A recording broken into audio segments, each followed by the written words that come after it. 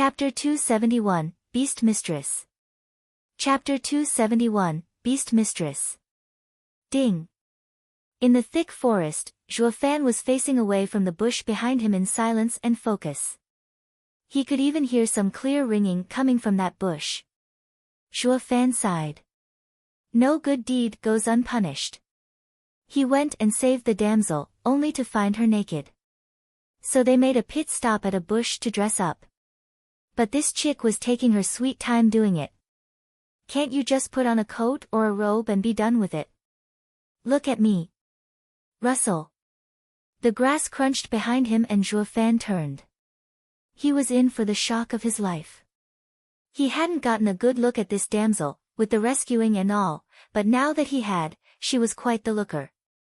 She had a cute button nose, more than generous curves, and big eyes to reflect complex emotions. Considering her clothes, it was a striking difference from the refined and graceful silken robes. They were made with ease of movements in mind. The constant ringing finally drew his attention to her bracelet having a bell attached, completing her wild look. She's a foreigner. Zhuofan watched on speechless. Never had it crossed his mind that in a place filled with his clan's disciples, he would find a girl not native of Tianyu. Noticing the obvious look she was getting, the girl blushed. She was squirming with shyness, but still had the guts to give him a sharp glare. What are you looking at? See how I'll poke your eyes out. TCH, not that there's anything to see. Why are you so feisty? Zhuofan jabbed. The girl blushed harder and felt disgruntled. She was a pure and single girl, and then she stumbled upon this stranger who had got more than an eyeful. How could she face the world now? She was mortified, wishing to bury her head in her chest. Go die. All this while Zhuofan was walking away cursing, God friggin' damn it. I saved the wrong damsel and wasted all this time too. Glaring, the girl spat, what's the meaning of this? You regret saving me? She skipped in front of him and fixed her piercing eyes on him.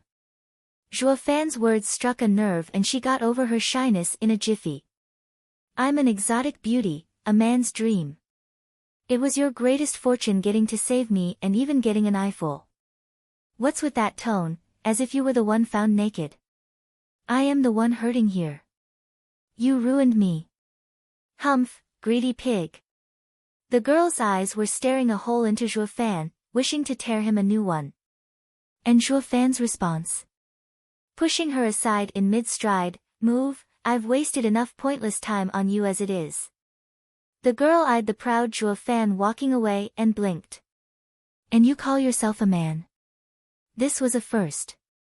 All the men she had met so far were quite taken with her, not cold as ice like this one.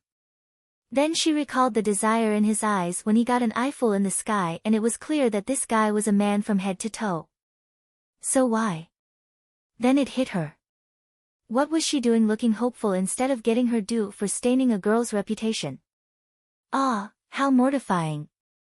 She cupped her blushing cheeks, her mind drawing all kinds of untoward conclusions. Not that Zhuofan had a mind to care. He ignored this fated encounter and was this close to forgetting her as well. What was the point in remembering every bystander? Roar. A sudden gust signaled the appearance of a golden panther as it jumped down from a tree up above. It stared savagely at Zhuofan, baring its reeking fangs as well. 4th level spiritual beast, mountain crossing golden panther. The girl cried in fear. Zhuofan only frowned with slight worry. With 4th level spiritual beasts being the order of the day on Beast King Mountain, he was plagued by what might happen to Yunhai. The girl figured Zhuofan was rooted to his spot from sheer terror and rushed to his rescue. The spiritual beast started laughing at Zhuofan's outlandish reaction. He, I scared the kid witless with my entrance. Perfect, it has been days since my last feast. Roar. The kitty pounced, its maw ready to swallow Zhuofan whole. Zhuofan smiled as his eyes were about to flash the danger away, just as a graceful figure jumped in front and blocked the savage beast. Ding! The girl's bracelet rang melodiously as she faced that savage pair of eyes with her charm. The girl then started moving her waist to the ringing, just like a dance. All the beast could do was gawk in a trance at the dancing girl. Zhuo Fan was stunned. He never knew you could deal with spiritual beasts in such an outlandish way. Through dancing and soul power, one charmed their opponent. Humans were hardly affected, but spiritual beasts with their tiny minds gobbled it up on the spot. As the girl went along her dancing routine, the spiritual beast's head was lolling about and its eyes glazed. Then the girl clapped. The savage beast's head cocked and slumped. The fear and dizziness in its eyes made a stark contrast with the contentment on its face. Left gasping, the girl wiped her brow. Zhuo Fan smiled, "Ha ha ha, you're really something. This world sure is wide and there are many approaches to the same problem. Hey, don't just stand there and comment on my skill from your high horse." Snapping her glare on him, the girl said after a pause, "Looking at you, you're just a 9th-layer bone-tempering cultivator. No wonder this 4th-level spiritual beast scared you silly. Right back at you. Who was it, I wonder, that had her bare ass saved from that lake?" Zhuo Fan snickered. The girl now had his full attention. Blushing, the girl stuck out her head, "How is that the same? That thing in the water was a 6th-level spiritual beast. Wait. How are you able to fly as a bone-tempering cultivator? How did you save me? I am in the 2nd layer of the profound heaven stage myself, but not even I could escape that monster." Finally getting her wits about her, she realized the sheer ridiculousness of it all. How was she spared from ending up a 6th-level spiritual beast's lunch? Zhuo Fan wasn't about to blurt all his secrets to a total stranger and only showed off his lightning wings with a smile. These things are quite fast, enough to outrun a water serpent. The girl blinked for a second and nodded, "I see, a 6th-grade flying spiritual weapon." The sight of those lightning-streaked wings had the girl musing. Then she said in all seriousness, "Oi, kid, since you saved me and I saved you, we're even." Zhuo Fan nodded. Though technically, he could have easily dealt with the kitty. But, the girl flushed again for some odd reason and was plagued by indecision. Her voice grew fainter to such a degree, even Zhuo Fan would have had a hard time hearing if not for his cultivation. "You still owe me for seeing me naked." "Oh, that makes sense." Zhuo Fan nodded and chuckled, "I totally understand you. Don't worry, I am not one to leave a debt unsettled." "One moment." Zhuo Fan then removed his sash. The girl became bug-eyed and turned away in embarrassment. "What are you doing, rogue? You said I took advantage of your plight, so I'm only returning the favor. This should make us even." He, rest easy milady, I will definitely won't ask anything in return, including integrity." Zhuo Fan snickered, sizing the shivering lady with a curious eye. The girl was fuming now, "Damn pervert. That's not what I meant. What else is there? You mean you want more?" Zhuo Fan grinned, "Fine, my magnanimous self will never be so petty as a certain girl. Go ahead, feel me up as much as you want. Ha ha ha, do as you wish with me, I won't complain. Really, not one peep. Ah, rotten pervert. I've had it with you." The girl was stomping and pouting, I only want you to help me get some shaping spring. I don't need to see your shaping spring." Zhuo Fan's playful mood was gone, replaced by dead seriousness. This matter is starting to become interesting. Chapter 272, Shaping Spring. Chapter 272, Shaping Spring. Shaping Spring was an underground river flowing for millions of years. Subjected to constant heat from the core, it was formed of Earth's essence and it was priceless. While Ice Heart Moon's soul of Shui Qingjian was a peak water treasure of Yin, the Shaping Spring was a yang water essence. Just like diamond sand, the Shaping Spring was among the best ingredients, if not the best itself. They said diamond sand was the blood of the earth, while Shaping Spring was Earth's blood's blood. Diamond sand was a hard ingredient and Shaping Spring a soft one. Diamond sand made strong spiritual weapons, while shaping spring allowed a spiritual weapon to go through endless changes. Water had no form, shape or size, and with just a drop of shaping spring placed in a spiritual weapon, it would turn into a sacred item, free to change its size at will. Big and unstoppable as a hammer of 1,000 pounds, or small and sublime like an invisible needle. There was one more incredible property the shaping spring had the others didn't know about. It matched with a body refining array. Zhuo Fan grinned as his mind drifted to the tall pillar in his thunder ring. It not once crossed his mind to take this direction, since he never could. But now he had a chance at getting the shaping spring, and with it, he could complete that art written in the 9 Serenities secret records. He may very well gain the same freakish power Gu Santong exhibited. Zhuo Fan was very excited to try. If he could get his hands on the same power that made Gu Santong invincible in Tianyu, then the father and son pair, but not even his imagination could fully grasp the extent of such power. The danger of achieving such a godly refinement was thousands of times greater than when he refined his body with diamond sand. Hesitation had him for a second, but he shook his head clear. There's no time to delay. That thought comes after I can get it. Then his trademark evil smile graced his face once again. Miss, what would you have me do? The girl eyed him skeptically. Why is this punk so warm all of a sudden? Odd. But taking a look at Zhuo Fan's cultivation in the bone-tempering stage, her worries were put to rest. What could a 9th layer of bone-tempering stage possibly do when he only had a 6th-grade spiritual weapon built for speed? The girl smiled in kind. Come with me. Help me get the shaping spring, and what you did to me, it'll make us square. The girl blushed. Zhuo Fan nodded with the same hypocritical smile as always. He felt like sighing.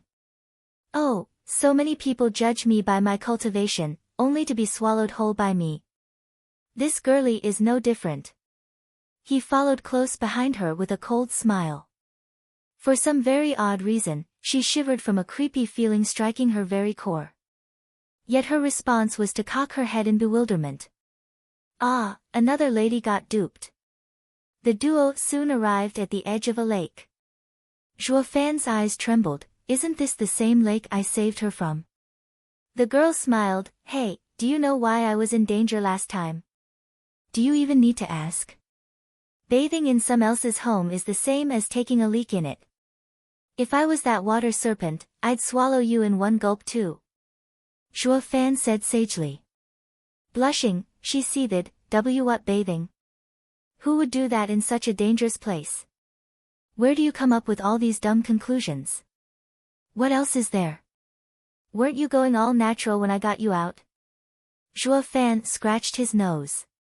Yet for some reason, despite his unfazed face, his body was quite honest. 2 trails of blood flowed down his nose. Zhuo Fan was stunned. Why am I bleeding? The girl was flushed and smacked his head in resentfulness. Stop having errant thoughts or I what? Make me bathe naked for you to look? Zhuo Fan snorted. The girl was stomping in anger, red as a tomato.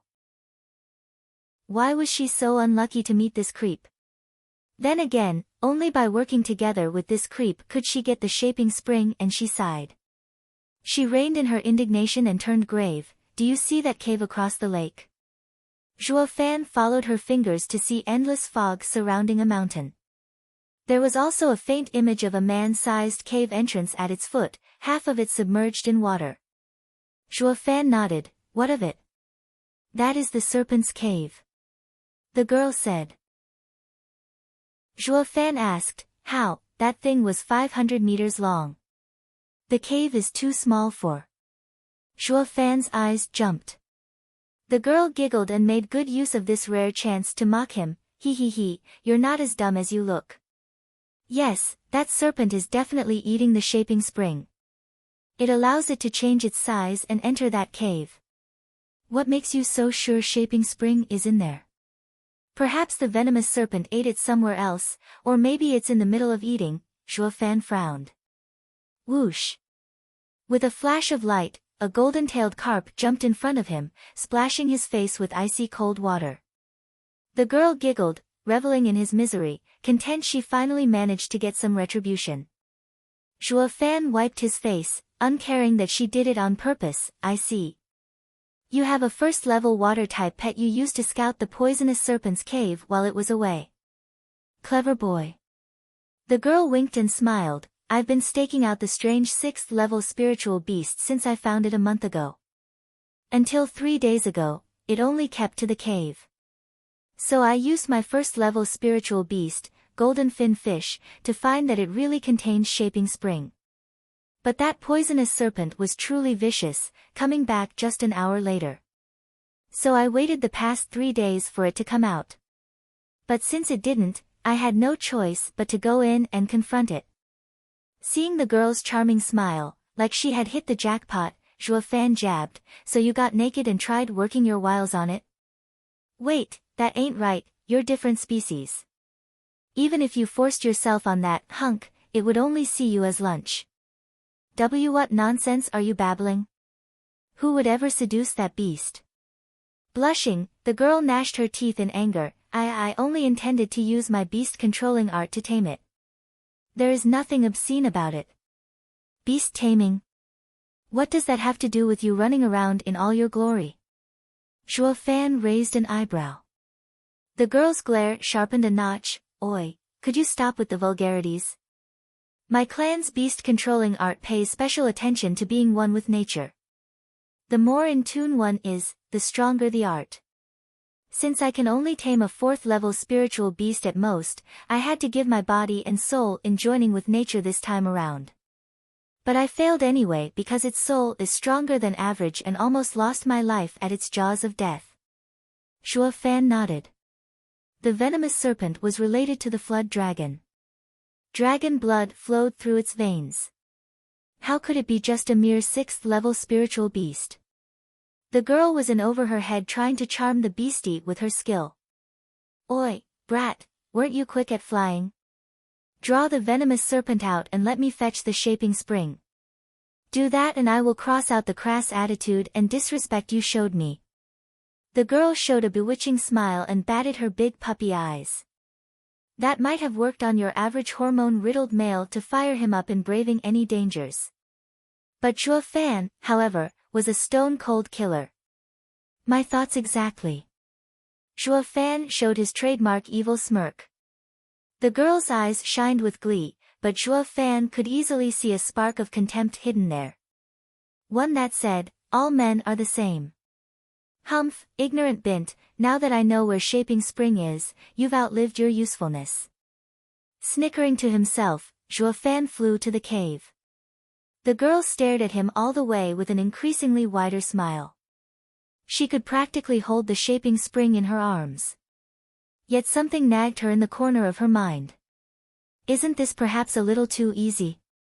Is this man that much of a fool, so easily taken in by semi-batting and exploited to his literal death? Chapter 273, Great Hall. Chapter 273, Great Hall. Bang! Zhuo Fan pummeled the entrance wall. The gonging sound was eerily similar to someone knocking on a metal door. The girl looked on dazed, from a very safe distance. This punk has nerves of steel, I'll give him that. Or is he plain indifferent to the 6th-level spiritual beast just waiting for him inside? Speaking of his insensitivity, was he that easily taken in by my charm? The girl looked at him closer. Something isn't right here. Splash. Then, the sound of water was heard and a meter-long water serpent swam out of the cave. It shook as its body expanded. It was back to its 500 meters long size in a blink, which created a huge splash as he hissed at the two humans. Hiss. The stench licked his cheek and Zhuo Fan clutched his nose as he sized the snake. This guy ate shaping spring all right. The girl was waving her hand down yonder in panic. Not out of worry for Zhuo Fan, of course, but his death would mean her venture would abruptly end with a big fat 0 haul. Why is this brat just standing there? Is he scared shitless? God damn it, why did I fail when I'm so close? The girl gnashed her teeth in annoyance. The venomous serpent thought the same, laughing out loud and looking with contempt. This brat must be so naive to knock at my home. Now that he has basked in my royal glory, he's scared witless. Ha ha ha, it's only natural. Even I am in awe of my glorious self most of the time, ha ha ha. Glancing at the delusional snake, and its wagging tail, Zhuo Fan could read him like a book. He grinned as he simply flew inside the cave. Guard this place and don't come in without my say.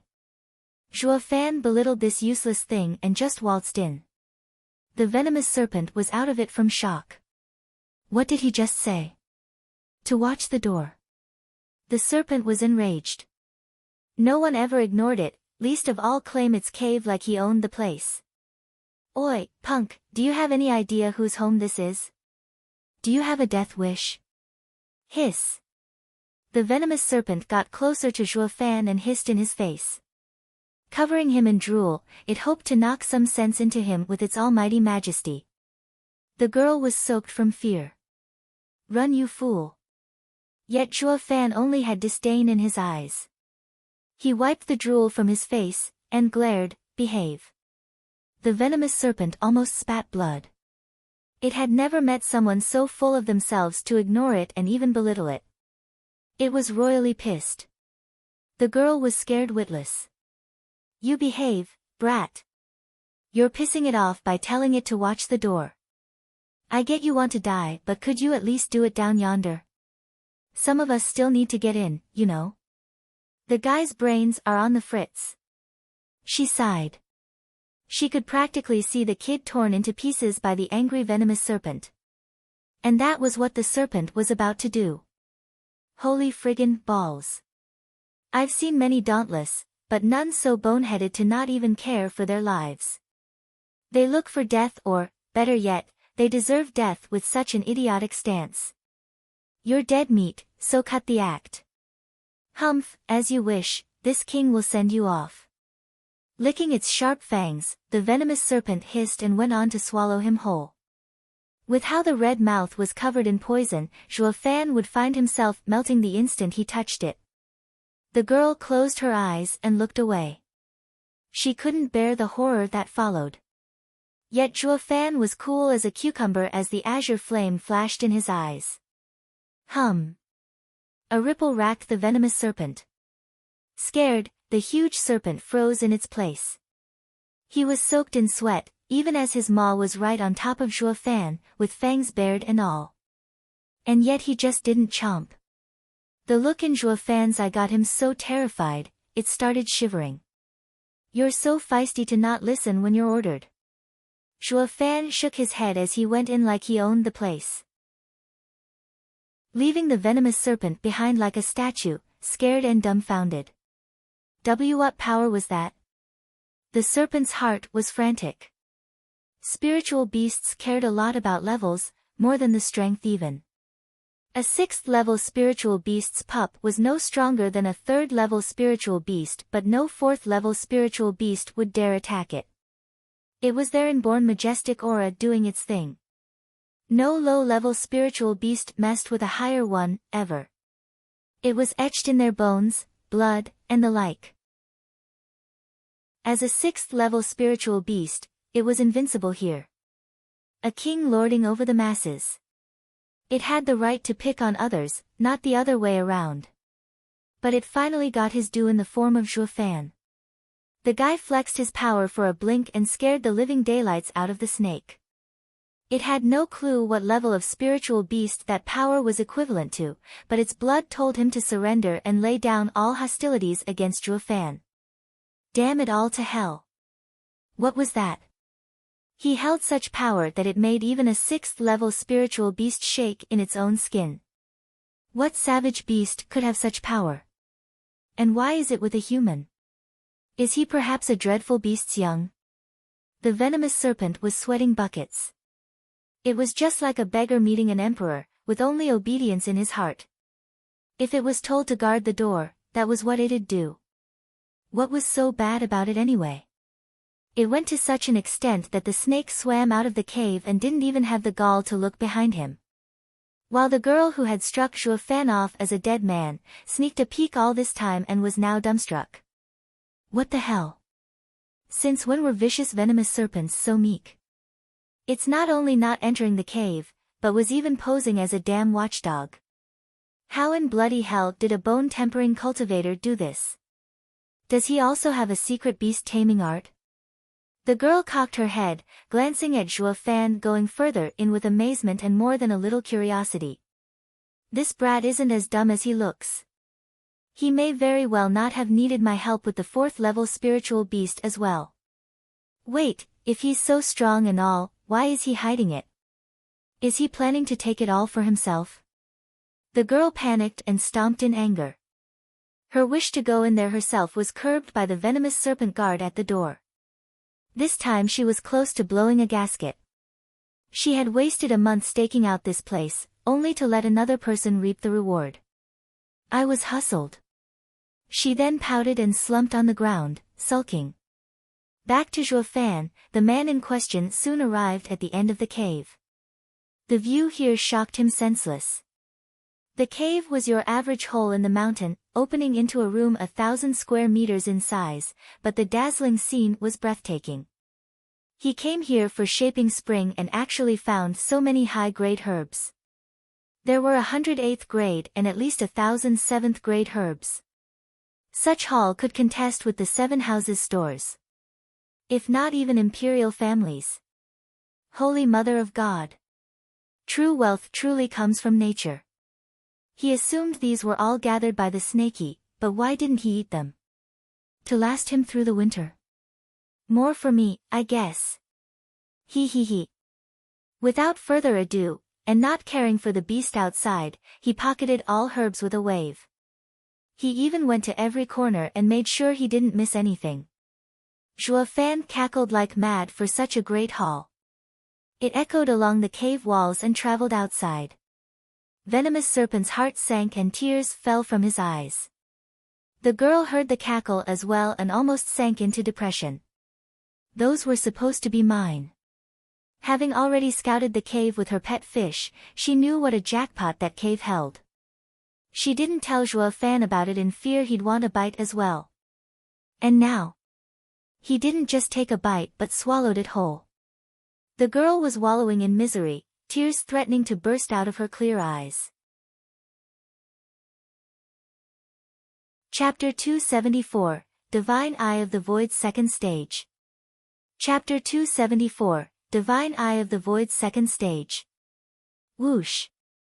Zhuo Fan drifted around in the cave, waving his ring in every direction.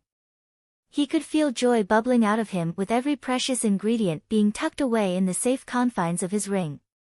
He just came to Beast King Mountain and had already made a killing. This is the best goddamn omen of all. Zhuo Fan cackled, his sound chilling the snake and human outside to the bone.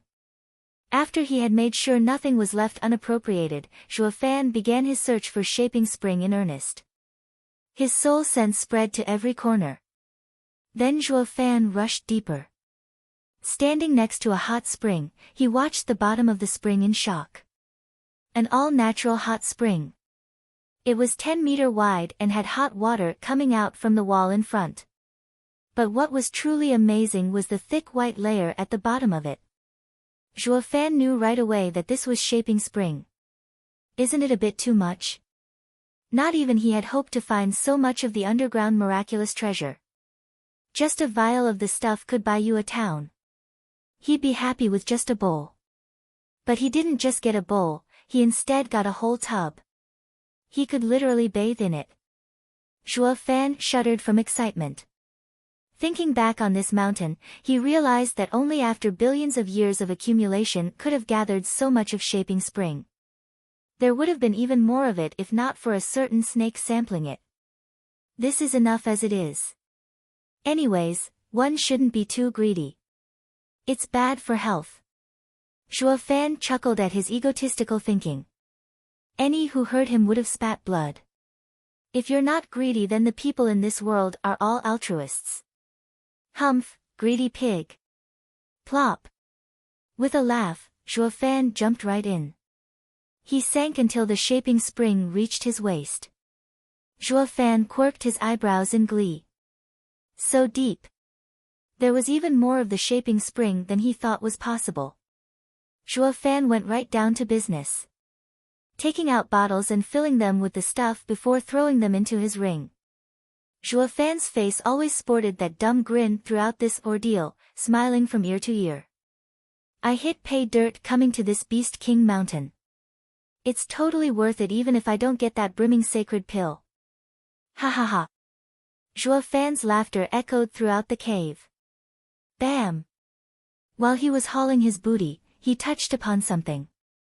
It didn't sound like a rock, but something hollow. He groped around blindly before taking out a blue vial. Zhuo Fan looked at it curiously. Why is there a vial here? Is collecting baubles another one of the serpent's hobbies? But the writing on it left him stupefied. My luck can't be that good, right? Did I actually stumble upon a brimming sacred pill? Yes sir, the vial had those exact words on it.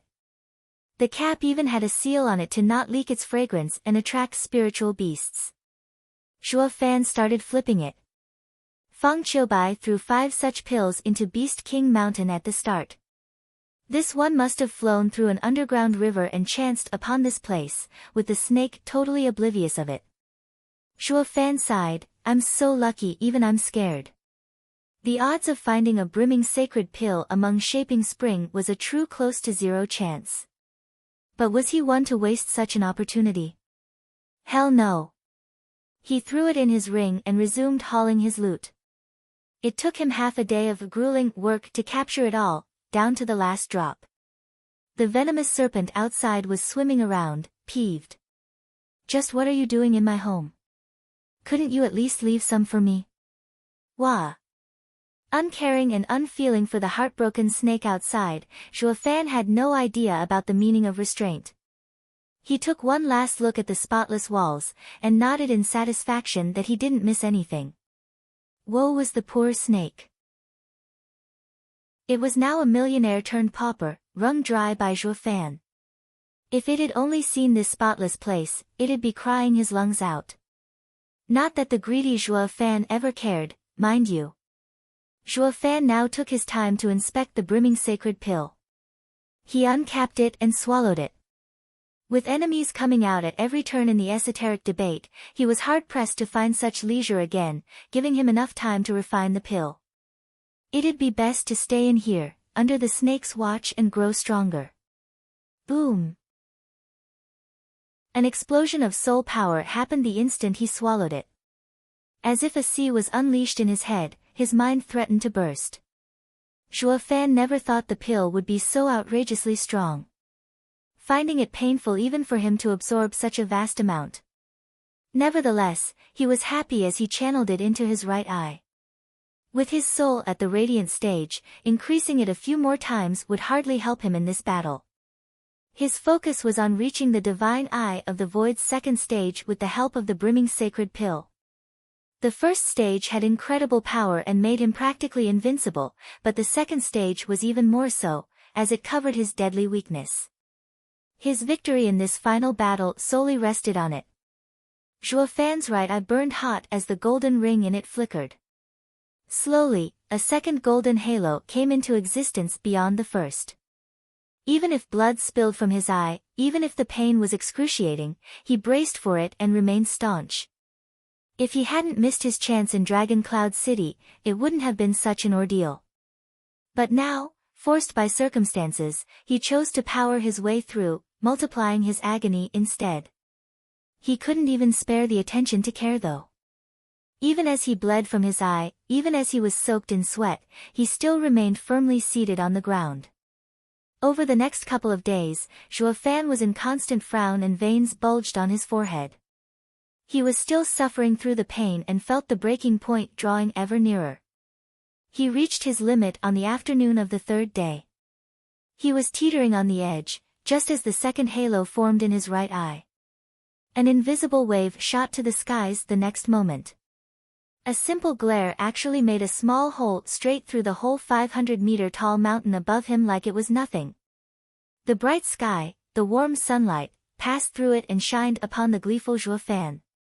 He was spent and weary, but thrilled. Divine Eye of the Void's second stage, Void Annihilation. The power to break through any space. Even trapped in an array or space, he'd now have no problem blowing his way out, all thanks to a little help from something called Divine Eye of the Void's second stage. Ha ha ha, awesome. I am truly invincible now. Zhuo Fan cackled, but fell the instant he tried getting up. He guessed that he would have to wait as tending to his soul came first. A great deal of his soul power was used on breaking through, and it was now time to use the rest to cultivate. So he sat cross-legged again. The next day, his soul spread around and found everything to be far clearer. He realized the range had increased to 2 miles and flew out of the cave. He had struck the motherlode coming to Beast King Mountain. Whoosh! Shooting out of the cave with a thunderclap, he ignored the snake and took to the skies. With his nemesis finally out, the venomous serpent shrank his size and entered the cave. The empty and spotless place left him wailing in rage. The hoard he grew throughout his life was gone, just like that. Even Shaping Spring was picked clean. He licked the hot spring and found not a drop remaining. The snake wailed, "He is worse than a bandit." But then he noticed the bright sky above and almost fainted from anger. Blast it all to hell. Have you no restraint? You already cleaned me out and now you go as far as punching holes in my home? What did I ever do to you? Wah! Chapter 275, Ruler of the World. Chapter 275, Ruler of the World. Whoosh! Thunder cracked across the bright sky, announcing Zhuo Fan's lightning-fast flight, his face pleased as punch.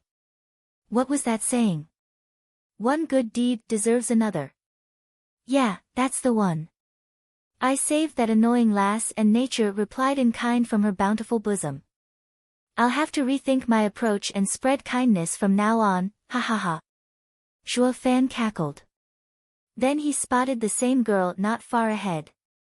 She figured he was going to take off and waited for him outside. Oh, miss, do you need something? Zhuo Fan raised an eyebrow. Fuming mad, she said, hand it over.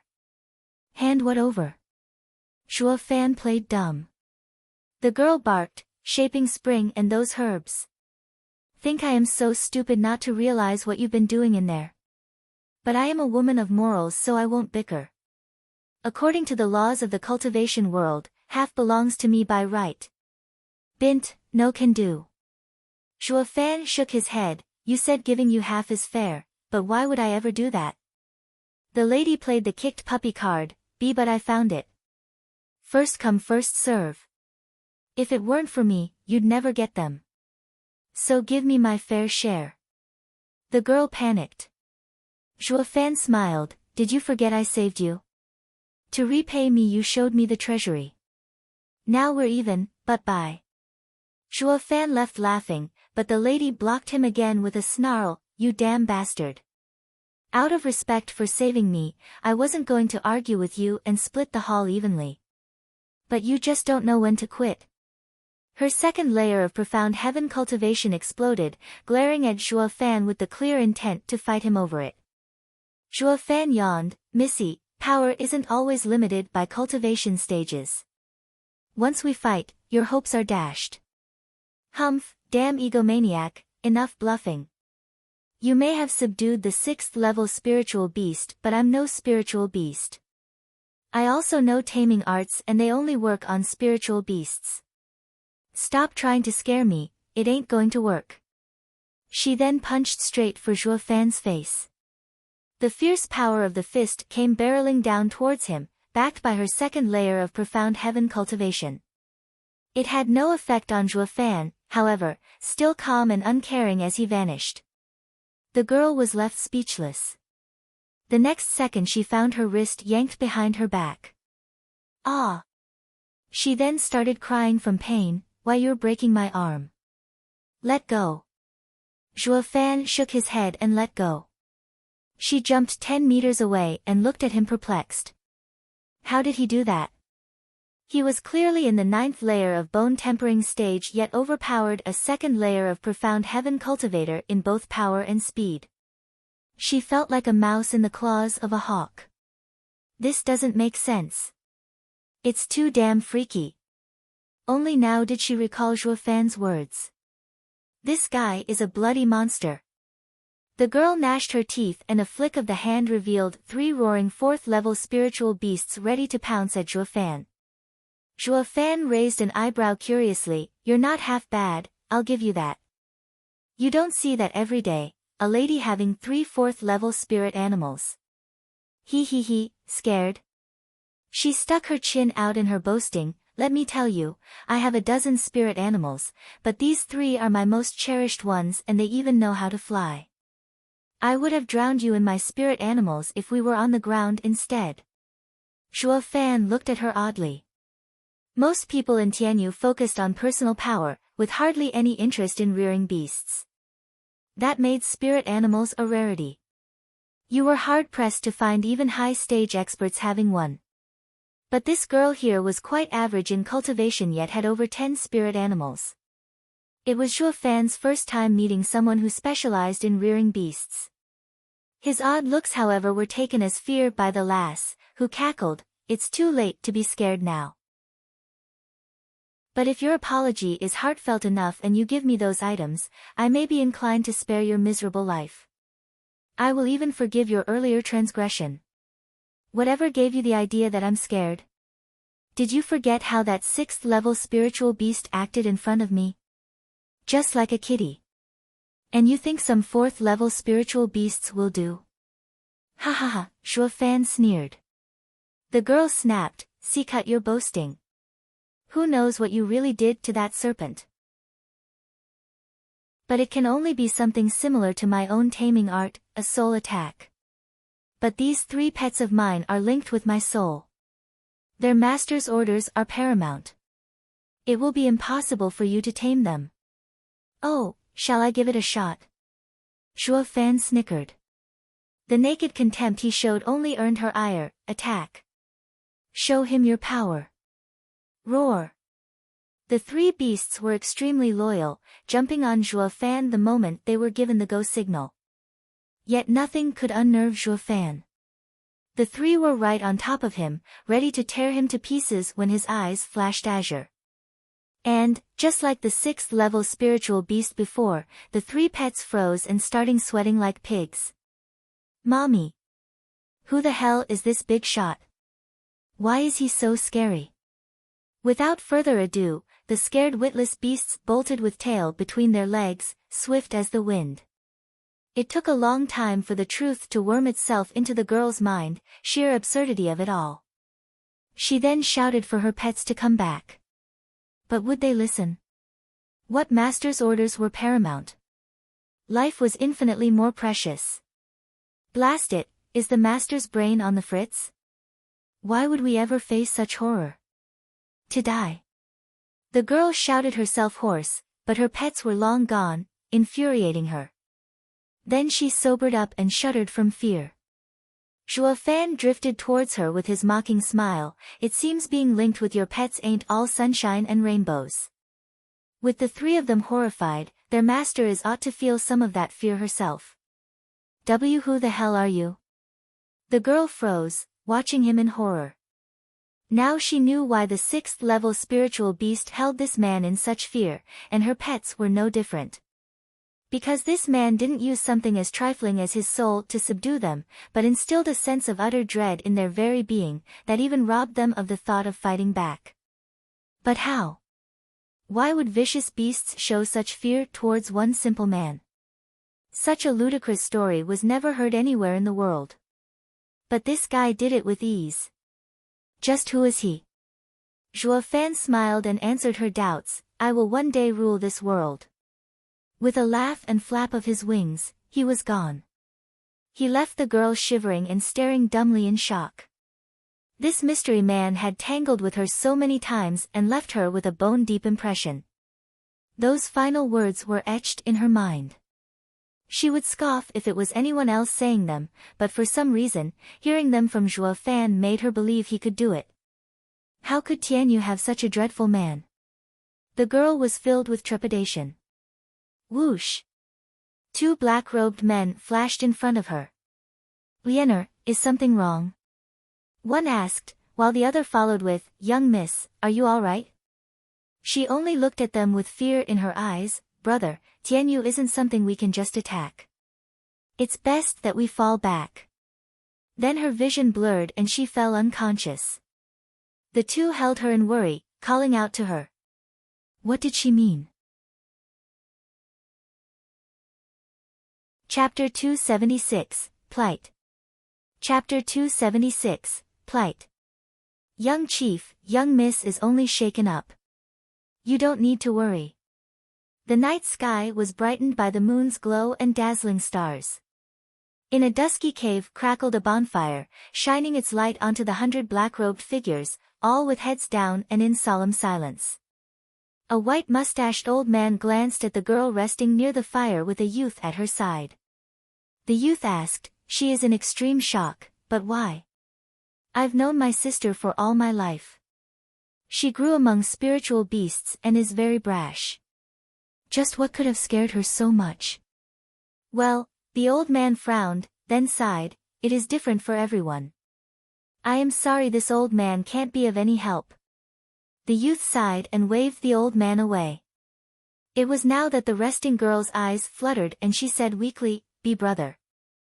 Lianer, you're awake. The youth grabbed her wrist in happiness. The other black-robed men rejoiced but did not disturb them. Lianer, what happened to you? You are strong enough to wander the Beast King mountain for months. So why did you suddenly black out? That was dangerous. The youth looked at her in concern. Lianer nodded, her eyes glistening as she said anxiously, Brother, don't attack Tianyu. It holds our natural enemy and if we attack rashly we will suffer greatly. Our clan will be ruined. The youth looked at her puzzled. So she propped her weak body up and began retelling her encounter with Zhuo Fan from start to finish. The youth was shocked. What? Tianyu has such a mystical power to cower spiritual beasts. The faces of everyone around them fell. This news was a nightmare. Tianyu is a true dragon among men. We can't underestimate it. Taking a deep breath, the youth stood and paced around with a frown. We, the Chuanrong, are experts in rearing beasts, able to sweep the lands with our beast army. Not even that god of war, Dugu Zhantian, dares face us. Only with the help of his arrays and formations can he stand on equal ground to us.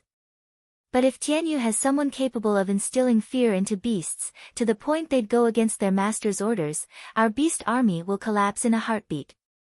The others nodded, having reached the same dreadful conclusion. This news broke Chuanrong's strongest advantage, robbing them of any means to attack. Young chief, allow this general to purge this danger from the world. A strapping middle-aged man cupped his hands. From the powerful waves he released, this man was clearly a radiant stage expert. Mulling it over, the youth shook his head in the end, No. Tianyu is in the middle of its esoteric debate. We need to use this chance and inspect the teleportation array from the shadows.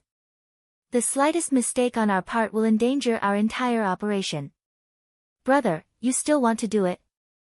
But that guy, Lianer spoke in worry. The youth came to a decision, all the more reason. If we can't conquer Tianyu, we will never get the chance again and will lose every future war. They all nodded solemnly. Lianer sighed, but brother, is that man truly trustworthy? Can we really take Tianyu in one move?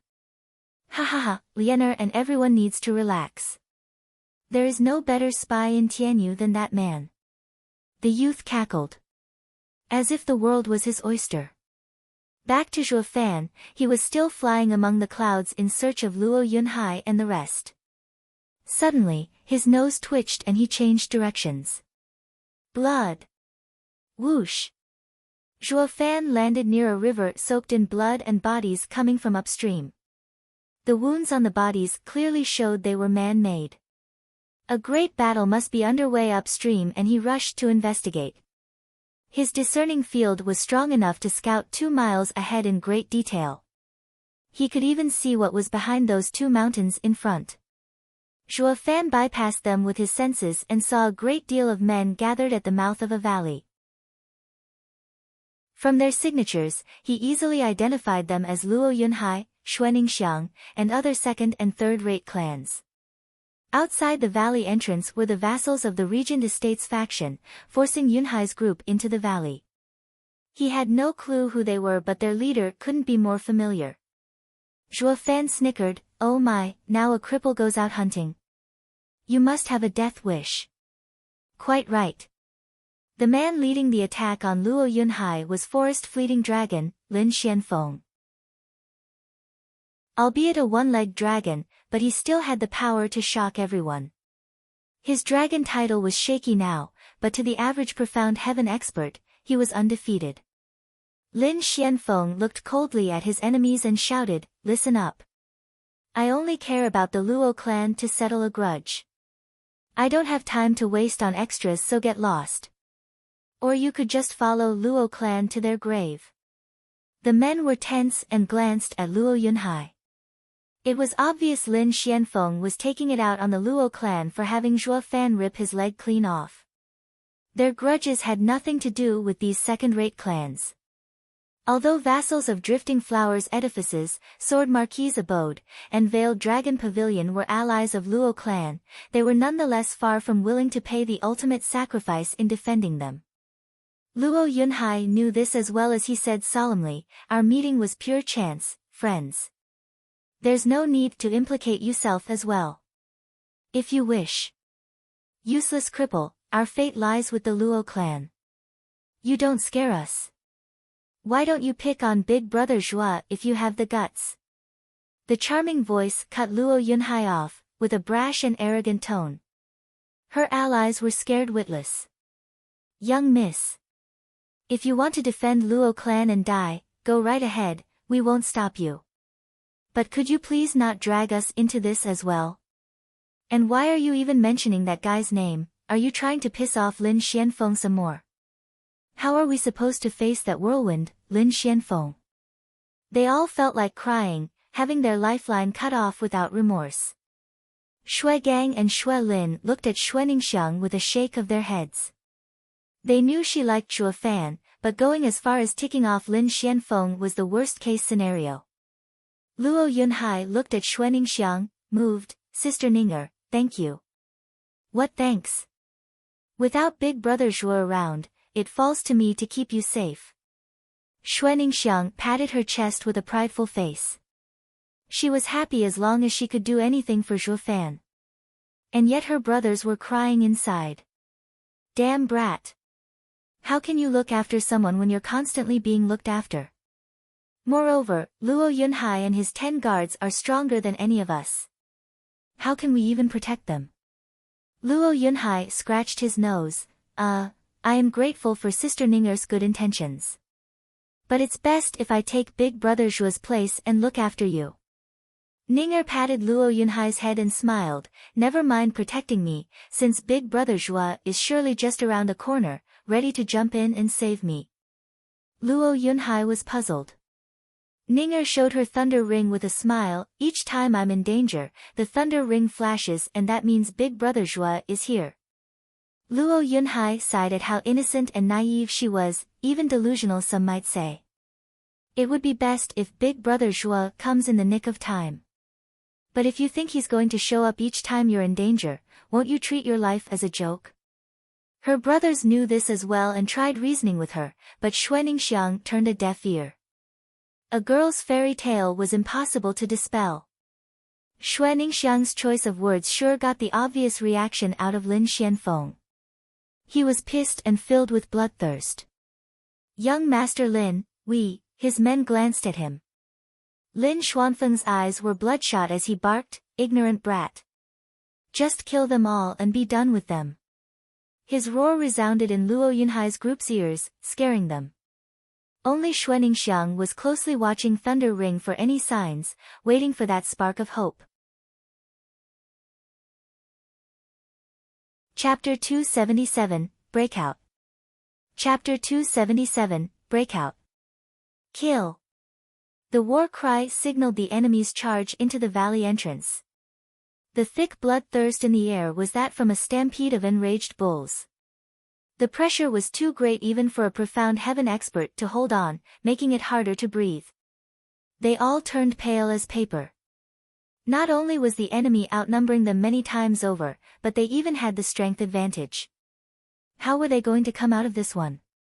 Even Luo Yunhai, who alongside the four tigers saw charging armies on an almost daily basis, was affected. Their side was at a gross disadvantage. Be it in terrain or numbers, none of it worked in their favor. In war tactics, this situation could only be overcome by forcing one's way through if one wanted to get out alive. His jaw set, Luo Yunhai turned to his side teetering on the verge of collapse and shouted, "Everyone, don't all of you have someone here you wish to protect?" That caught their attention. Luo Yunhai's eyes flashed. "They may outnumber us, but they are rabble. I can help you get your loved ones out safely. They will be in the center while we form a circle around them as we break out of the enemy attack. We will likely lose our lives, but our loved ones will have the highest chance at survival." The dead eyes of his group finally sparked with a glimmer of hope. "Brother, go in the middle, I'll protect you." "Foolish child, I'm the big brother, how can I let you give your life for me? It is my duty to keep you alive." "Brother," the younger brother's eyes glistened. "Sister, stay close to the center and don't fall behind." Another brother patted his younger sister's shoulder. "Brother-in-law, go in the middle. I'll get you out for sure." "Silly boy, how can I live if you died? How will I face your sister?" the man said to his wife's younger brother. They soon shed the fear instilled by the enemy's war cry, and their hearts held a deep feeling of warmth, spurring on their will to fight to the death. Luo Yunhai nodded, grateful that his plan worked. Next up was the fight. Looking back at the savage enemy marching over, Luo Yunhai took a deep breath and like a true marshal, he took in the entire battlefield to make use of. Zhuo Fan would be so proud if he could see this boy having grown up. Because Luo Yunhai's words were the right tactic for a marshal to use in this critical situation. He had to kindle the will to fight in his men. If he said something along the lines of, "Fight alongside me to survive," the effect would hardly be noticeable. Everyone considered their lives as the number one priority and they made sure to treasure it. But how could they overcome their fears in the face of that relentless tide marching towards them? Even if he could make them fight for their own sake, it was a flimsy reason bound to crumble at first contact. Death would follow all the same at this point. But Luo Yunhai was sharp in figuring out these people had loved ones mixed in this group.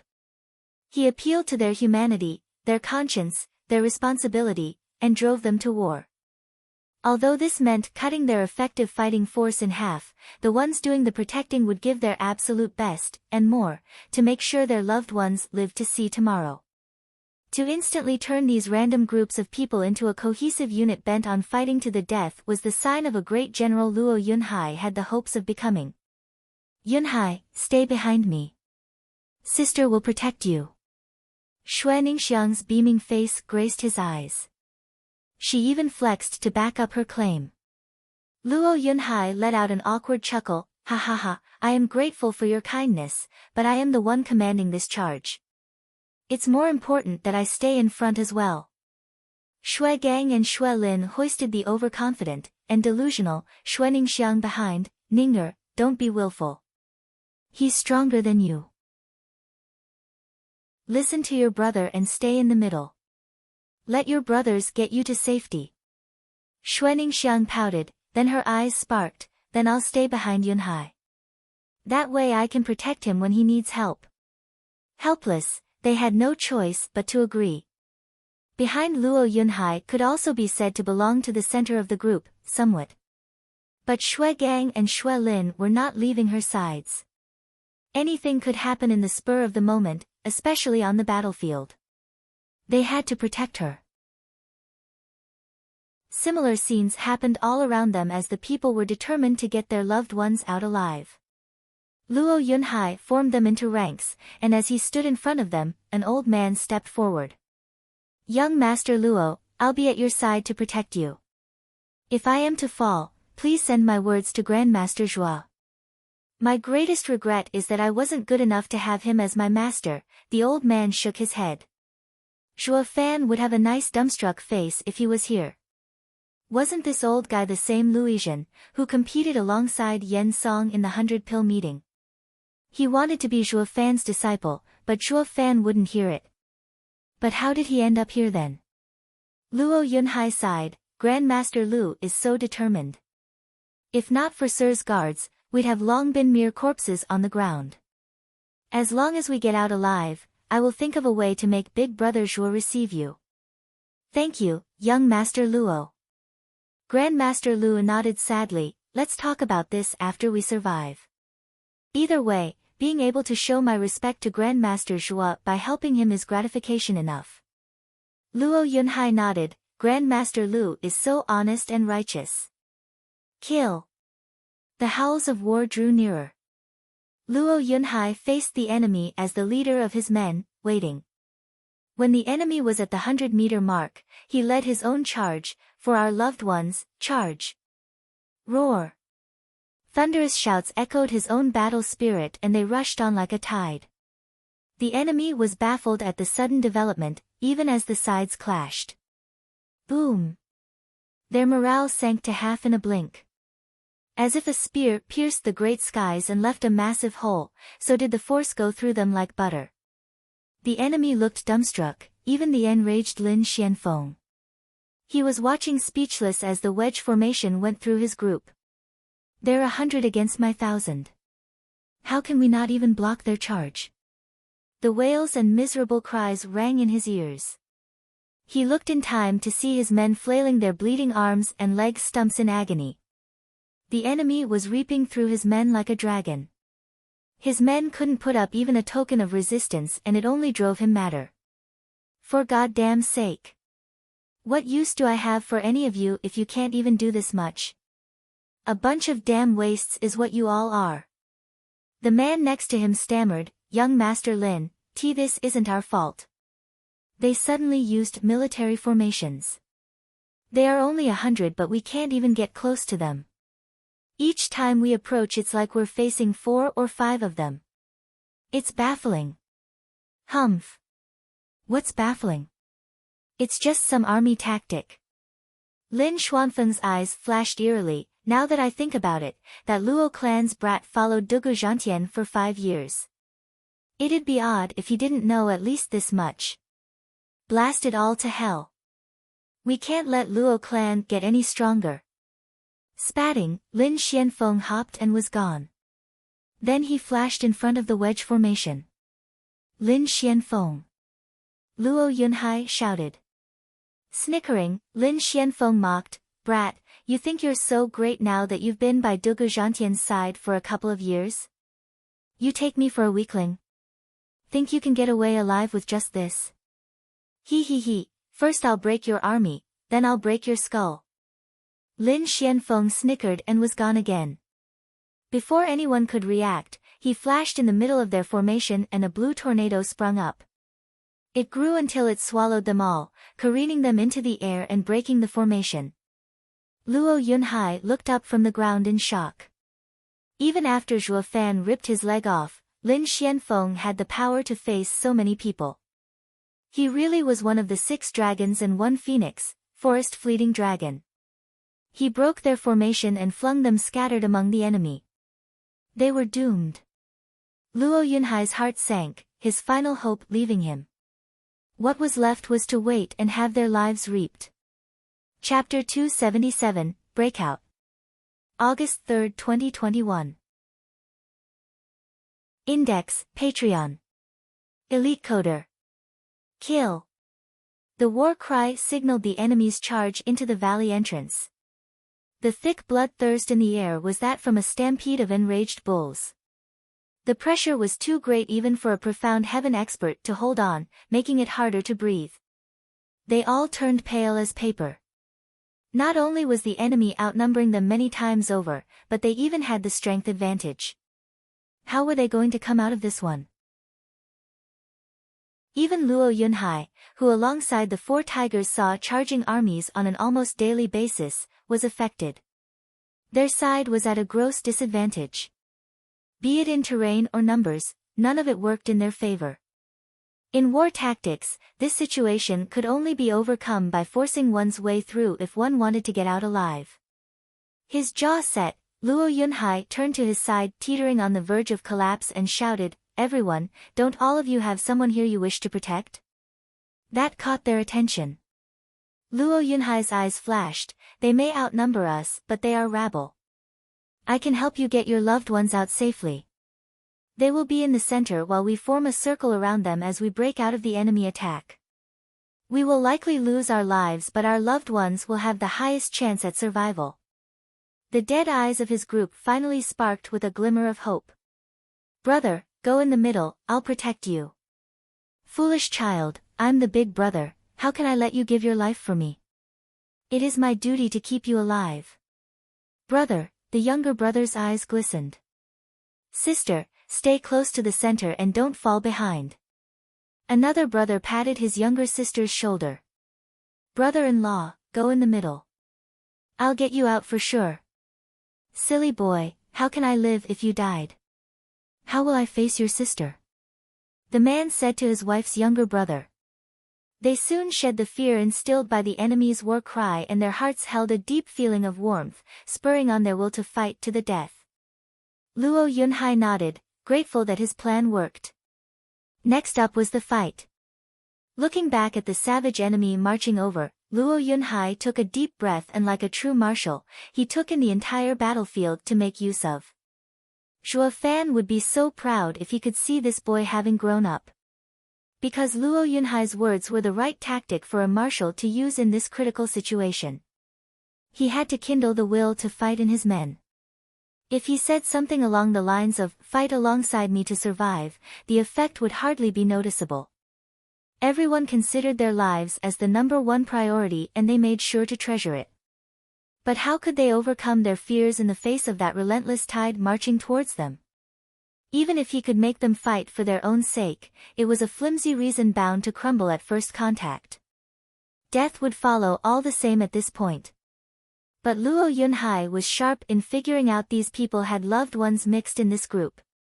He appealed to their humanity, their conscience, their responsibility, and drove them to war. Although this meant cutting their effective fighting force in half, the ones doing the protecting would give their absolute best, and more, to make sure their loved ones lived to see tomorrow. To instantly turn these random groups of people into a cohesive unit bent on fighting to the death was the sign of a great general Luo Yunhai had the hopes of becoming. "Yunhai, stay behind me. Sister will protect you." Xue Ningxiang's beaming face graced his eyes. She even flexed to back up her claim. Luo Yunhai let out an awkward chuckle, "Ha ha ha, I am grateful for your kindness, but I am the one commanding this charge. It's more important that I stay in front as well."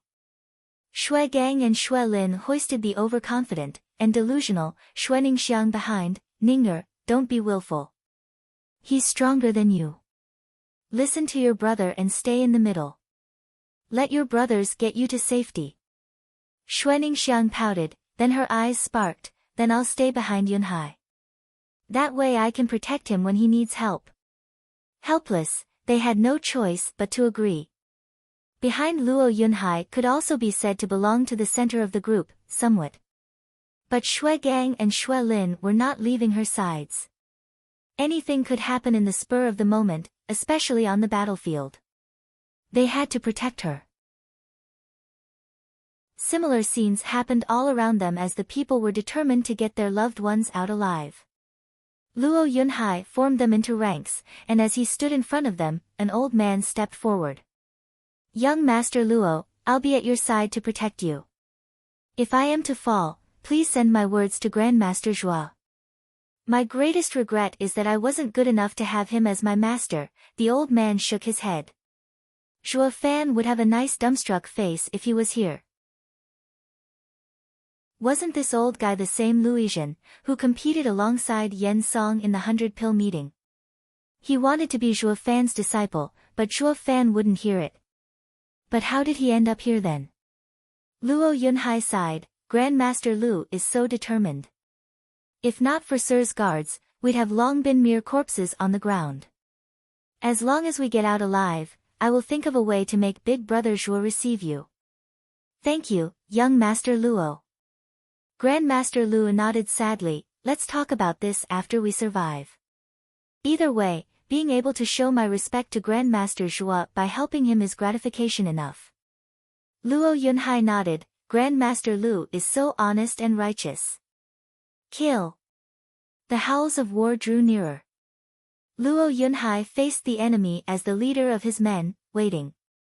When the enemy was at the 100-meter mark, he led his own charge. For our loved ones, charge. Roar. Thunderous shouts echoed his own battle spirit and they rushed on like a tide. The enemy was baffled at the sudden development, even as the sides clashed. Boom. Their morale sank to half in a blink. As if a spear pierced the great skies and left a massive hole, so did the force go through them like butter. The enemy looked dumbstruck, even the enraged Lin Xianfeng. He was watching speechless as the wedge formation went through his group. They're 100 against my 1,000. How can we not even block their charge? The wails and miserable cries rang in his ears. He looked in time to see his men flailing their bleeding arms and leg stumps in agony. The enemy was reaping through his men like a dragon. His men couldn't put up even a token of resistance and it only drove him madder. For goddamn sake. What use do I have for any of you if you can't even do this much? A bunch of damn wastes is what you all are. The man next to him stammered, Young Master Lin, this isn't our fault. They suddenly used military formations. They are only 100 but we can't even get close to them. Each time we approach it's like we're facing 4 or 5 of them. It's baffling. Humph. What's baffling? It's just some army tactic. Lin Xuanfeng's eyes flashed eerily. Now that I think about it, that Luo clan's brat followed Dugu Zhantian for 5 years. It'd be odd if he didn't know at least this much. Blast it all to hell. We can't let Luo clan get any stronger. Spatting, Lin Xianfeng hopped and was gone. Then he flashed in front of the wedge formation. Lin Xianfeng. Luo Yunhai shouted. Snickering, Lin Xianfeng mocked, Brat, you think you're so great now that you've been by Dugu Zhantian's side for a couple of years? You take me for a weakling? Think you can get away alive with just this? He, first I'll break your army, then I'll break your skull. Lin Xianfeng snickered and was gone again. Before anyone could react, he flashed in the middle of their formation and a blue tornado sprung up. It grew until it swallowed them all, careening them into the air and breaking the formation. Luo Yunhai looked up from the ground in shock. Even after Zhuo Fan ripped his leg off, Lin Xianfeng had the power to face so many people. He really was one of the 6 dragons and 1 phoenix, forest fleeting dragon. He broke their formation and flung them scattered among the enemy. They were doomed. Luo Yunhai's heart sank, his final hope leaving him. What was left was to wait and have their lives reaped. Chapter 278, Void Annihilation's Power. Chapter 278, Void Annihilation's Power. Ah! The cries of agony pierced the skies as the enemy began its slaughter. With their formation broken and outnumbered 10-1, their hopes of surviving were dashed. Just like a mouse squeezed around by a mighty dragon. Their will to fight had collapsed, replaced by utter despair. Luo Yunhai gnashed his teeth and got onto his feet. He wanted to reorganize his ranks. He wasn't about to give up as long as there was an inkling of hope. But as soon as he got to his feet, he was kicked flying, with blood flowing from his lips. Coughing blood, Luo Yunhai glared at the cocky and snickering Lin Xianfeng. He, brat, you're finished. So behave and wait there for me to take your head and present it to Zhuo Fan. I wonder what face he'll make, ha ha ha. Humph, let's see you try. You think the next time he'll stop at 1 leg? Luo Yunhai retorted in mockery. Lin Xuanfeng's mood sank dangerously low. His life was smooth sailing, the pride of merry woods. No one ever showed any disrespect to someone of his talent. Then he met Zhuo Fan, and everything spiraled out of control, him becoming a laughing stock. His leg was ripped off and hence he suffered endless ridicule that had affected his state of mind to such a degree that it had cast a shadow over him. Not even he wanted to admit such a disgrace happened to him. And yet Luo Yunhai went on poking his sore spot, earning his wrath. Damn punk. You think we can't deal with that Zhuo Fan? Humph, let me tell you, we've long been ready to end him. He's living on borrowed time. You're the first to go and the bastard will soon follow you to your grave. Lin Xianfeng lifted his yuan qi-soaked palm, winding up for the finale. Luo Yunhai was worried, his fists clenched, but not over his safety. It was for Zhuo Fan's. He sensed from Lin Xuanfeng's tone that those words weren't empty threats. They may very well have grasped Zhuo Fan's weakness. He had to warn Zhuo Fan before it was too late. How was he going to do that though, when he was too powerless to even protect himself? Luo Yunhai's inner conflict left him in a mess. Lin Xianfeng took it as fear. Ha ha ha, here I thought you'd be a man of courage having followed Dugu Zhantian for years, but deep down, you're just a spineless coward. Don't worry, I'll leave your corpse intact, out of respect for Dugu Zhantian.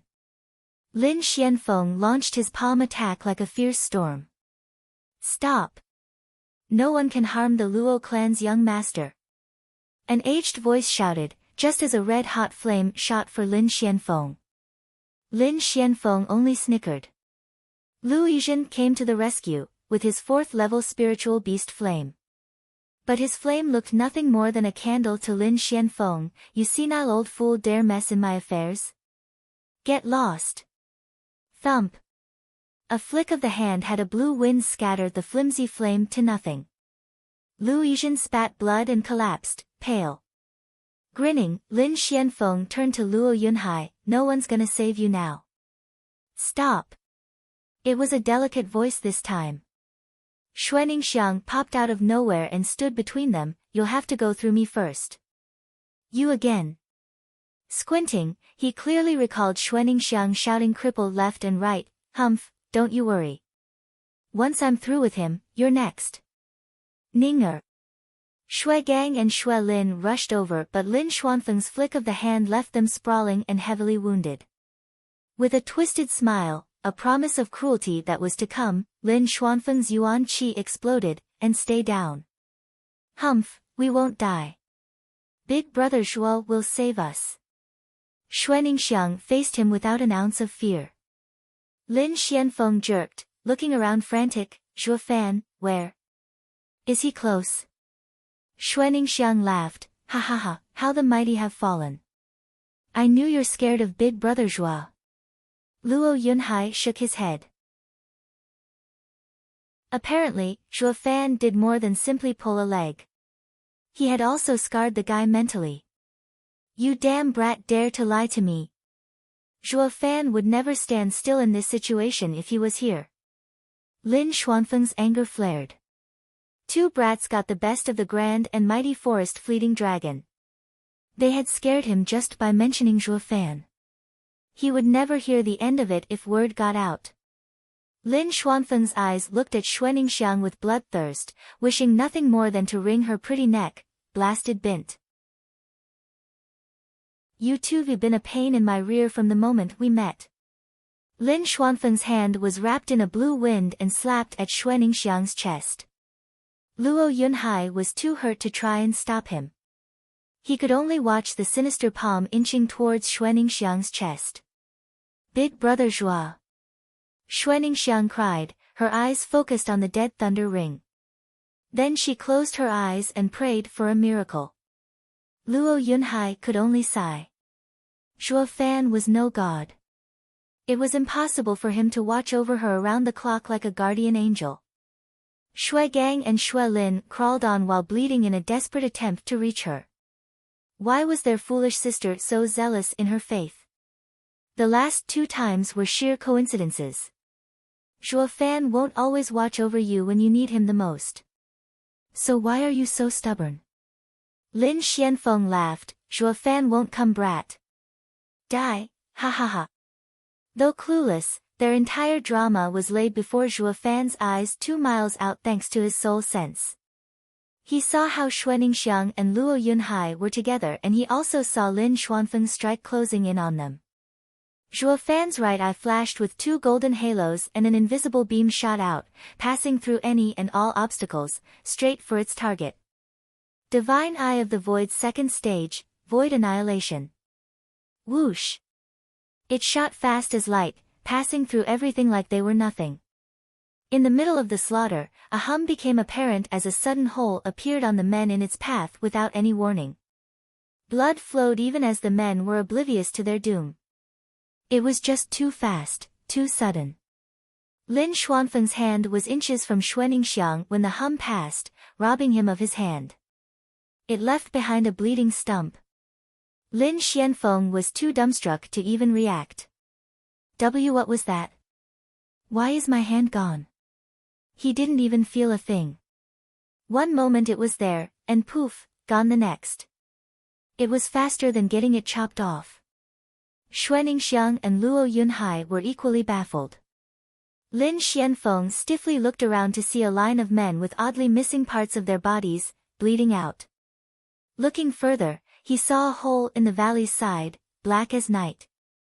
Zhuo Fan used Void Annihilation from 2 miles away to rob his hand and anything in its path. It was an all-powerful ability able to target anyone regardless of distance.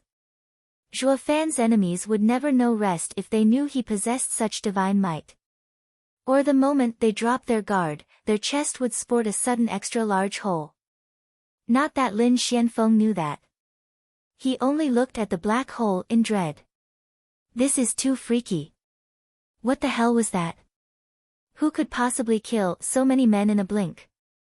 It even exceeded Forest Fleeting Dragon's reaction and robbed him off his hand. What kind of godly skill was that?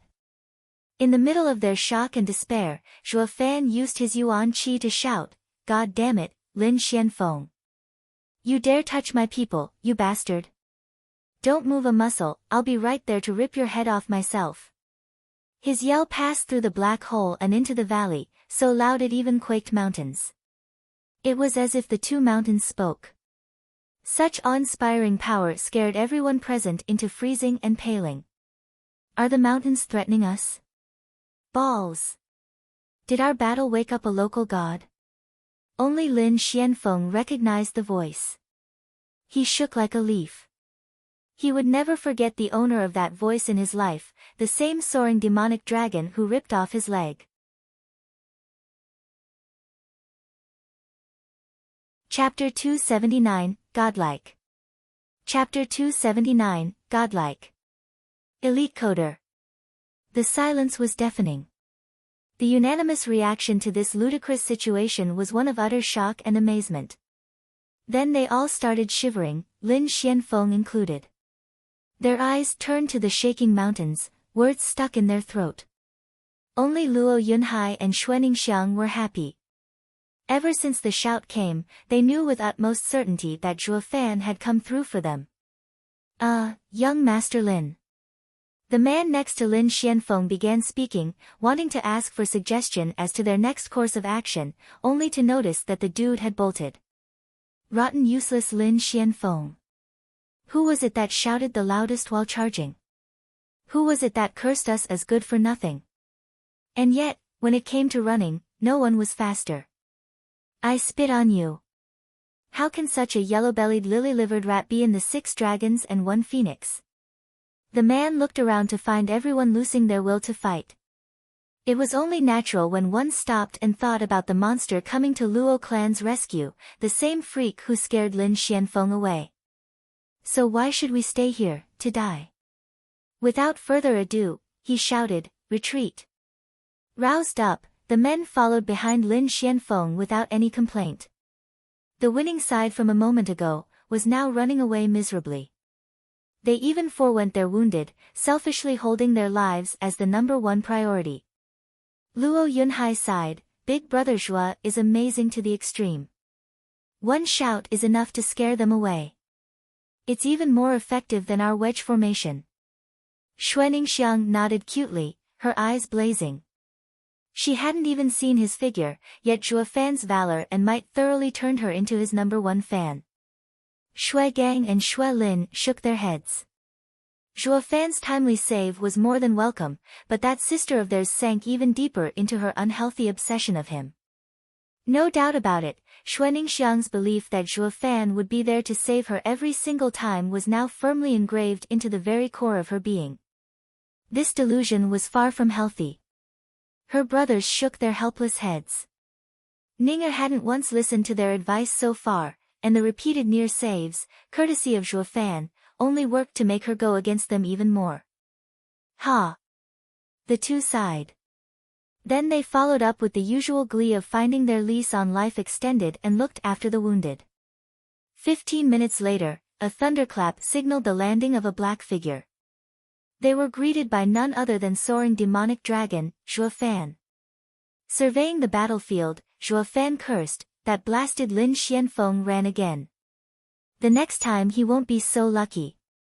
I'll make sure to pull his other leg and get him to crawl like a beggar. The people were scared, but the reverence was obvious from their expressions. Of Tianyu's youngest generation, only soaring demonic dragon dared challenge 6 dragons and 1 phoenix. If it were them, not in a million years would they even conceive such a radical and preposterous idea, not to mention suicidal. It only made them see Zhuo Fan in a new light, holding him in complete admiration. This was a truly fearless man, a man of courage and endless valor. Ignoring these peasants, Zhuo Fan's eyes snapped to Shui Ningxiang and Luo Yunhai in glee. Are you alright? Shui Ningxiang shook her head, bashful. Don't worry, big brother Zhuo, I'm fine. I knew you'd come and save me. She then touched her thunder ring. Zhuo Fan chuckled and waved, as the thunder ring on his own hand glinted. Big brother Zhuo, Grandmaster Lu already gave me a healing pill. I'll soon be back to full health. Luo Yunhai smiled with a pale face. Raising an eyebrow, Zhuo Fan turned to the old man, Grandmaster Lu. Ha ha ha, Grandmaster Zhuo, it's been a long time. Lu Yizhen bowed. Zhuo Fan was puzzled. What are you doing here? Didn't esoteric debate have the 30 years age ban? Grandmaster Lu, how old are you really? Grandmaster Zhuo, I am not a participant, nor did I know Beast King Mountain was to be the location for the esoteric debate's final battle. It was pure coincidence. Lu Yizhen explained. Sizing him up, Zhuo Fan was very much doubtful still. Really now? Honest to God. It must be fate for me and Grandmaster Zhuo to meet again. Lu Yizhen's genial response came. Zhuo Fan snickered. Oh please, cut the act. What fate could possibly be tying us? Lu Yizhen hanged his head. Luo Yunhai interjected. Big brother Zhuo, we were lucky to have Grandmaster Lu here or many more would have perished. He is Luo clan's benefactor. I heard he is very eager to take you as his master. What if? Lu Yizhen, it's been so long yet you're still dead set on this idea. Zhuo Fan cut him off with a stare on Lu Yizhen. Lu Yizhen nodded furiously, yes. Grandmaster Zhuo's alchemy is the pinnacle among all the alchemists I've seen. To be your disciple is my lifelong wish. In that case. Zhuo Fan squinted. Fine.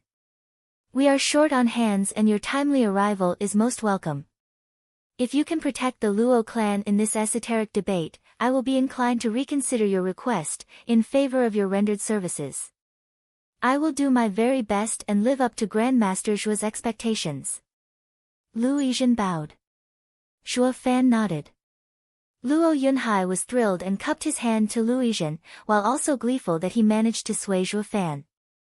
Lu Yizhen replied in kind, grateful to him for making the cold Zhuo Fan as 7 years ago give him some attention. In this manner, Lu Yizhen joined the Luo clan, looking after the wounded. Since Zhuo Fan had nothing to do, he stood guard at the valley entrance. It was because of this man that the men could heal in peace.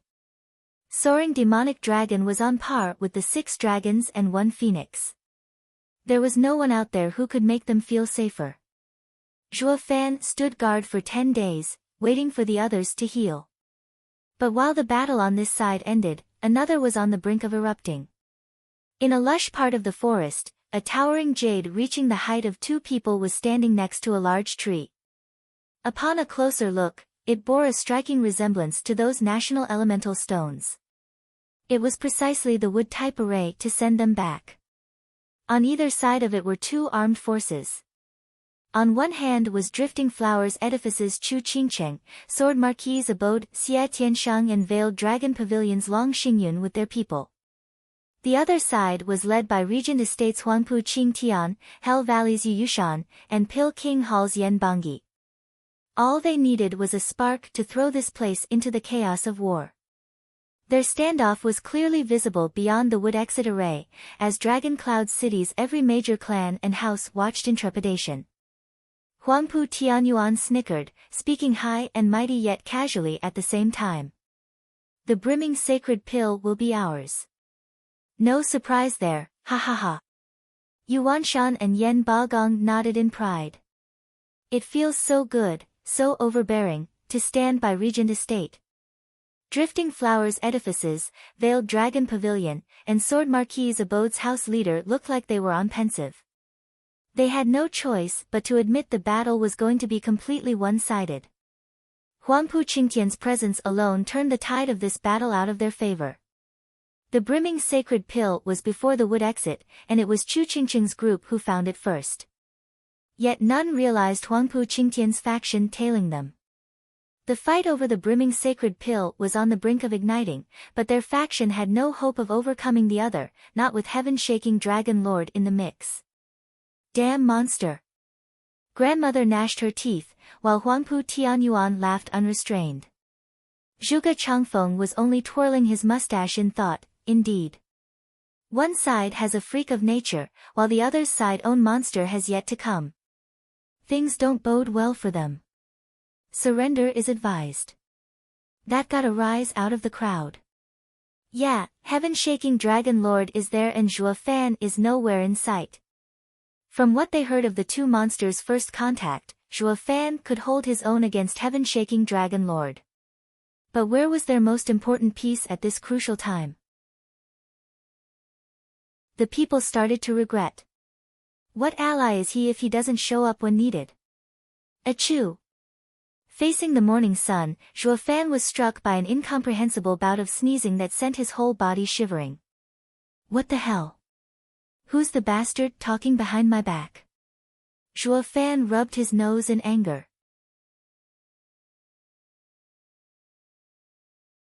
Chapter 280, The Power of One. Chapter 280, The Power of One. Tap. Huangpu Qingtian's every step instilled dignity and nobility, neither forced nor rushed. Chu Qingqing's group was unnerved, taking steps back in contrast. The pressure was so big, each of his step made them back away faster. Drifting Flowers Edifices, Veiled Dragon Pavilion, and Sword Marquis Abode had thousands of people behind them, yet faced with but a single man, they all shirked further back. A truly laughable and ridiculous scene. Yet to the parties involved, humor was the last thing on their minds. When faced with the head of 6 dragons and 1 phoenix, Huangpu Qingtian, all they could feel was fear and dread. Yu Yushan and Yen Bangi had thousands behind them as well that just stood there, watching the other faction with contempt. In the face of Huangpu Qingtian, anyone would end up a sorry sight. If they switched places, Yu Yushan's group had no doubt in their mind they would end up the same way.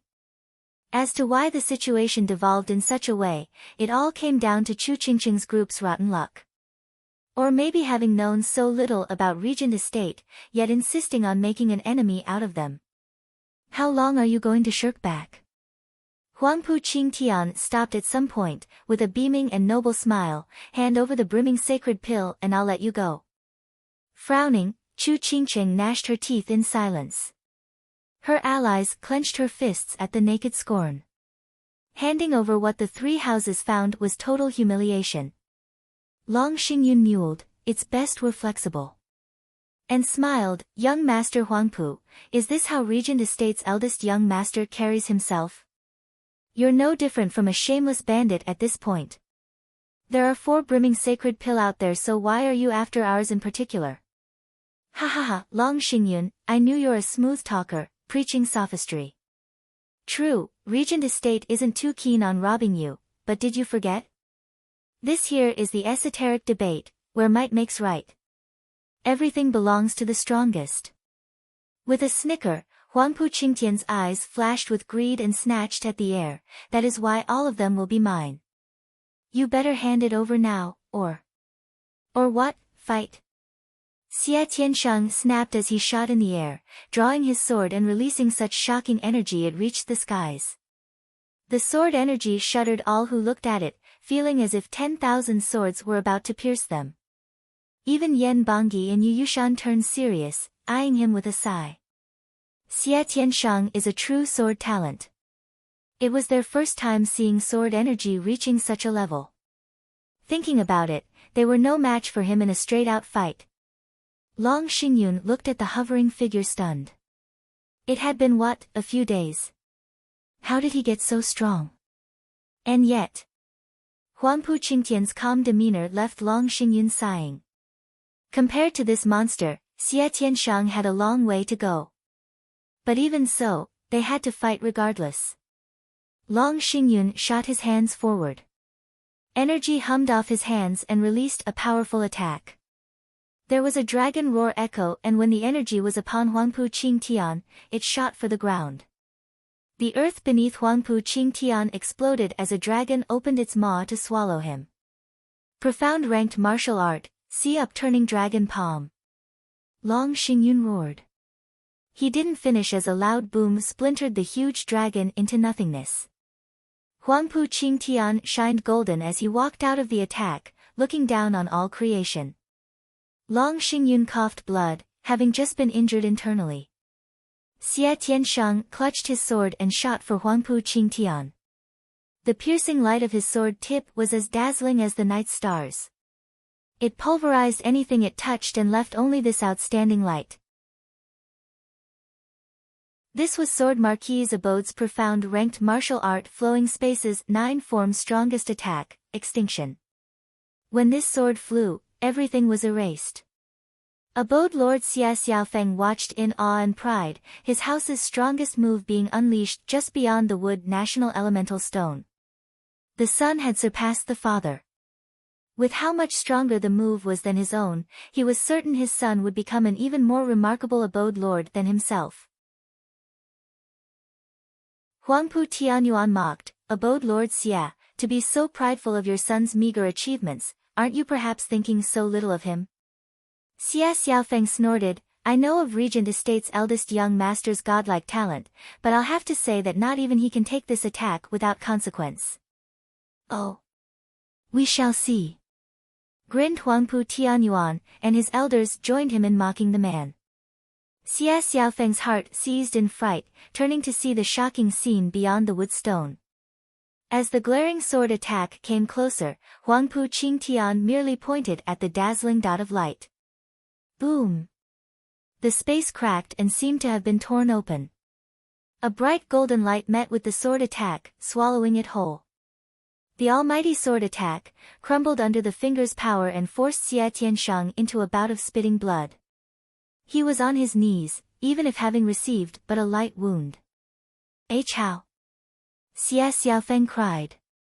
Huangpu Tianyuan laughed, Abode Lord Xia, I told you, my son's talent is in a league of its own. Speaking of power, he has surpassed his father since 5 years ago. Say what? They were still trying to process this development, yet now they found Huangpu Qingtian had long since surpassed the current estate lord. It was a known fact that Regent Estate had the best talents in Tianyu, capable of holding their own if it ever came to face the other 6 houses. Huangpu Tianyuan was of an even greater talent and a peak profound heaven cultivator as well. That made him the strongest profound heaven cultivator in Tianyu. Yet here he was stating Huangpu Qingtian surpassed him since 5 years ago. Even more so when that Huangpu Qingtian wasn't even at peak profound heaven stage. Now that he was at peak profound heaven stage and mastered killing with intent, did that mean he could face a radiant stage expert? How on earth can one beat that? The faces of others sank as they cursed this rotten monster. Huangpu Tianyuan looked awfully proud standing there, but his heart was bleeding, cursing his monster of a son as well. It was this monstrous talent that threatened his estate lord position. It may very well come to be that once the esoteric debate was over, his son would be entitled in his demand for him to hand over his throne. That was one outcome he never hoped to see. It went so far that he even hoped his son would die at Zhuo Fan's hands. Of course, there was no way he'd be so open as to share his thoughts. Huangpu Qingtian was the hope of all venerables, if not the entire regent estate. Any that dared to even show a hint of dissatisfaction with him would be culled on the spot, estate lord included. The venerables would make sure of that. Huangpu Qingtian was the apple of regent estate, their hope for the future. And they weren't about to let it be snuffed out. Huangpu Tianyuan looked on at the prideful and imperial figure beyond the wood national elemental stone with killing intent. Huangpu Qingtian put his finger away and laughed at the kneeling Xie Tiansheng. Ha ha ha, how amusing. Who knew you could grow so strong in such a short time? You're way stronger than those two behind me. Pledge yourself to me and you won't regret it. They all looked shocked. This was daylight talent robbery. He, I am from Sword Marquis' abode. It is not my choice who our allies are. Xie Tiansheng laughed, happy Huangpu Qingtian was finally giving him some time of day. Huangpu Qingtian shook his head, stubborn fool. Whether the 7 houses or the whole world, it will be ours. Those old geezers will soon find themselves between 4 walls and 6 feet under. Why would you care about their decisions? Just agree and the entire Sword Marquis' abode will agree as well. Huangpu Qingtian turned to Chu Qingcheng and Long Xingyun, you two as well. Swear yourself to me and the esoteric debate will end here and now. The 7 houses will be eternally one. Not just Chu Qingcheng's group was shocked, but even Dragon Cloud City's side's clan elders watched Huangpu Qingtian incredulous. It was the leader of a clan that made decisions, not their top disciple. Yet this Huangpu Qingtian not only circumvented his estate lord, but even spat in the face of the rest of those geezers. This was a gross lack of respect, a power play and disregard for the others above his station. This was something no one, not even young masters of other houses, would dare to utter. Yet Huangpu Qingtian did this out in the open. He didn't even care that he was stealing his father's position. They all turned to see Huangpu Tianyuan's face ashen from anger. While the elders couldn't care less. They even nodded. At that point, people realized that this was perhaps the true power of a monarch.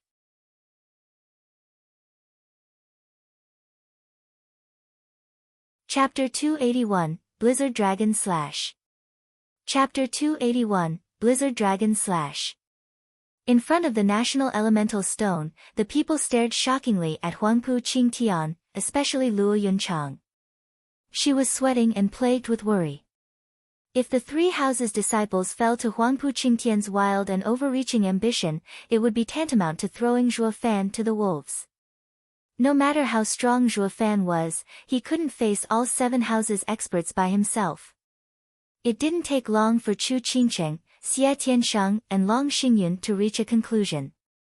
They unanimously shook their heads, their minds made. Raising an eyebrow, Huangpu Qingtian had seen it coming, but was still somewhat in disbelief. Why make such an unwise and detrimental decision?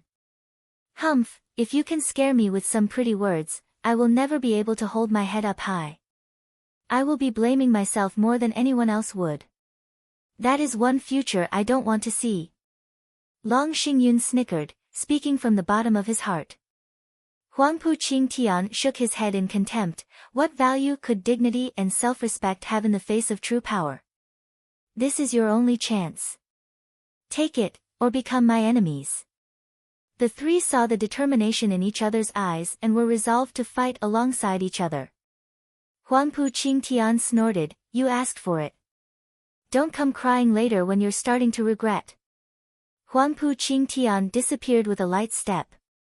The next thing they knew was his sudden appearance before the trio. So fast. The three jerked. They knew Huangpu Qingtian was the strongest, but had heard nothing of his speed, which was obviously even higher than Lin Xianfeng. They couldn't even react as they were already on the ground. How did his cultivation reach such perfection, having both unbridled power and unmatched speed? Damn monster! The three gnashed their teeth in shock. But they were still 6 dragons and 1 phoenix and recovered their calm quickly.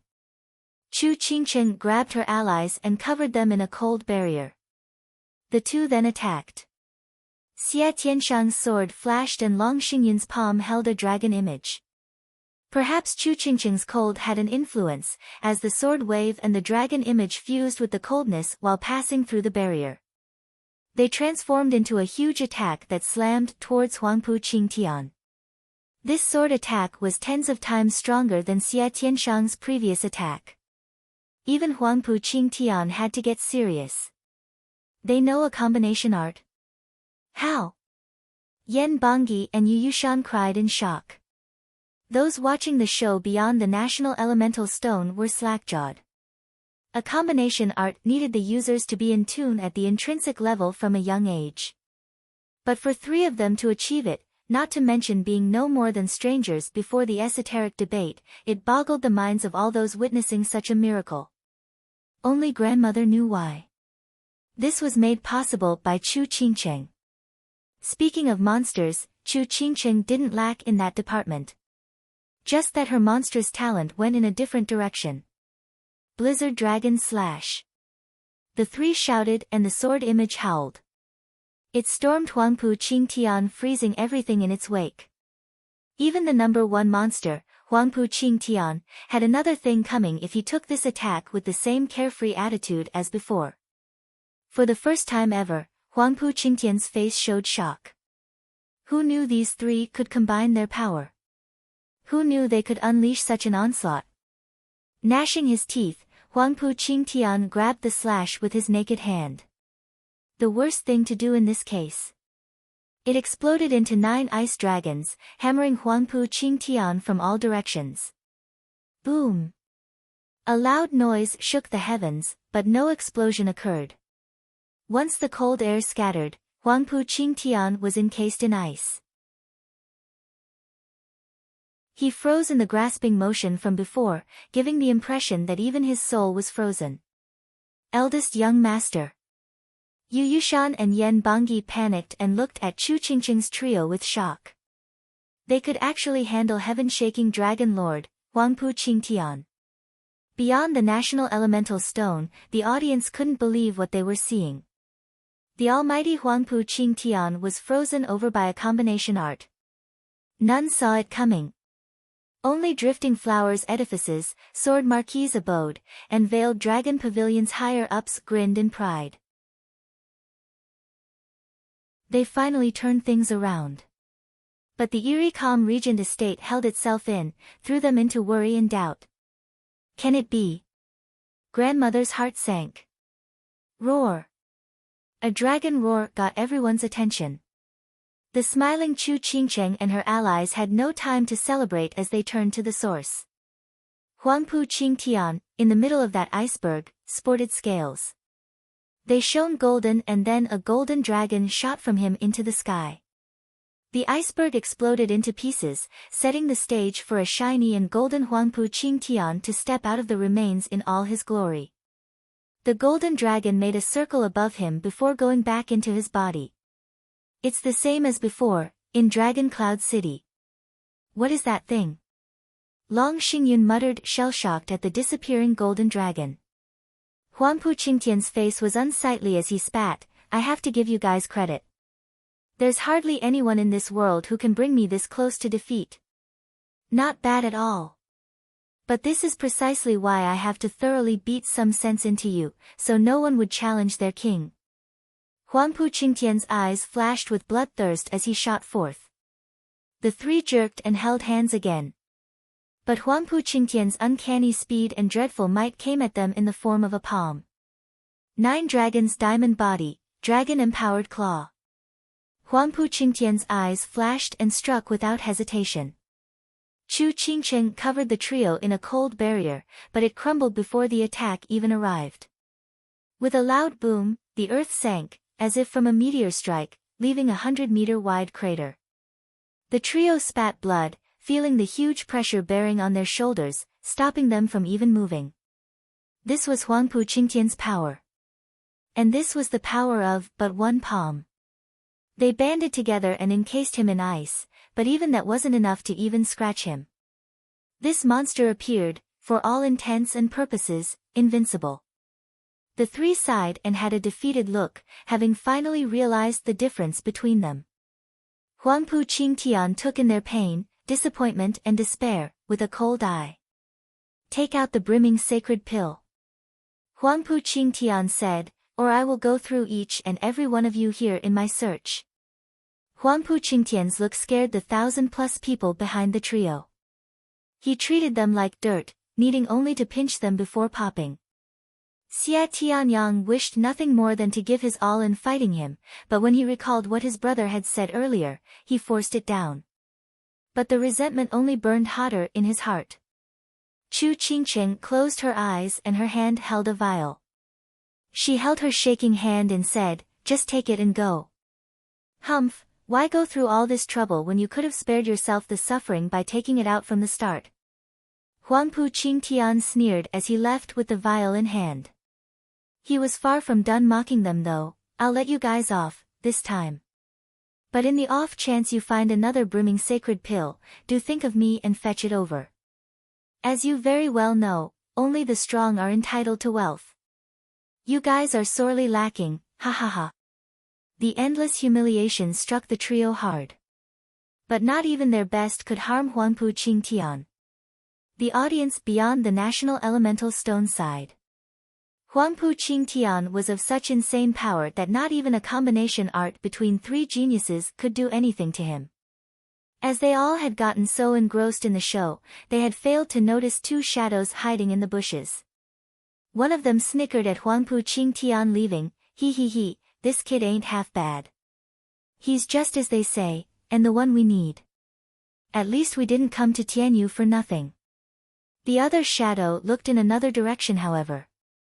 The first one noticed and found him eyeing Chu Qingcheng.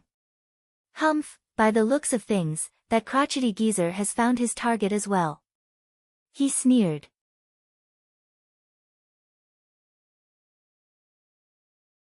Chapter 282, Challenge. Chapter 282, Challenge. Sister Qingcheng, are you alright? Xiao Dandan rushed a helping hand to Chu Qingcheng.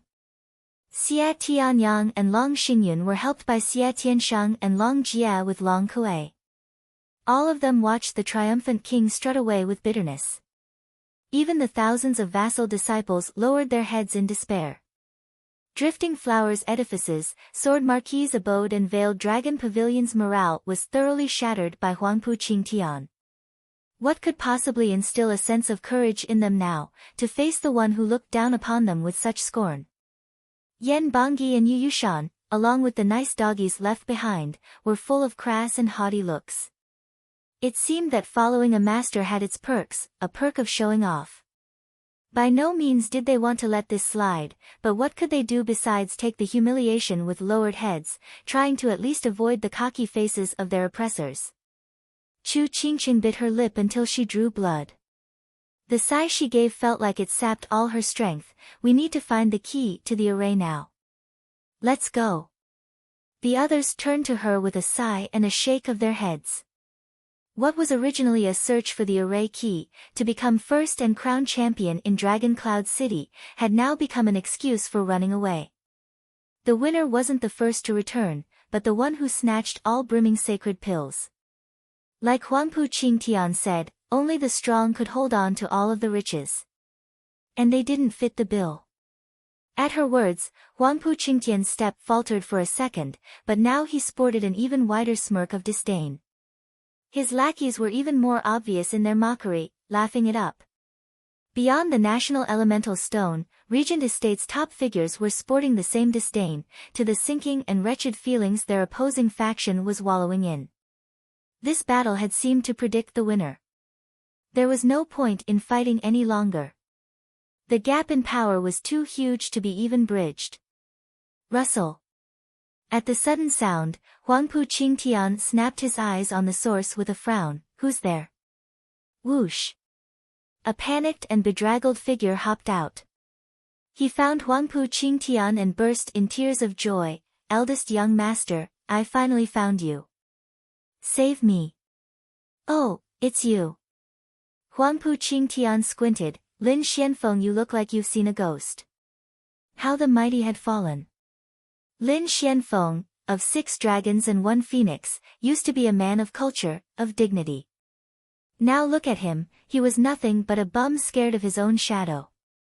Although not undeserving, since he was also sporting a missing hand. Not just Huangpu Qingtian's team, but Chu Qingqing's side as well jerked. The one-legged man may be half-crippled, but he still had some fight left in him. He would never look so jittery even if he met some serious danger. And yet, look at him now. He was like a rabbit scared of his own shadow. What could have driven such fear into a man such as him? And you call yourself Forest Fleeting Dragon? Uncaring and ignorant of the looks he got, Lin Xianfeng dashed behind Huangpu Qingtian, shivering and pointing at the trees. Eldest young master, save me. That freak is coming. Who's coming? You mean? Then it hit Huangpu Qingtian and his mood turned heavy. Yet all he could sense were some spiritual beasts. Pa! Backslapping him into the air, Huangpu Qingtian cursed. What are you raving about? He's not coming. He isn't. But I clearly heard him 10 days ago how he wants to wring my neck. Lin Xianfeng didn't even register his red cheek, looking back from where he came with a bemused look and breathed easily. The gratified look, the sheer joy he was expressing of having faced death and escaped, only earned him looks of pity. Just how terrified he must have been to show such an expression of joy.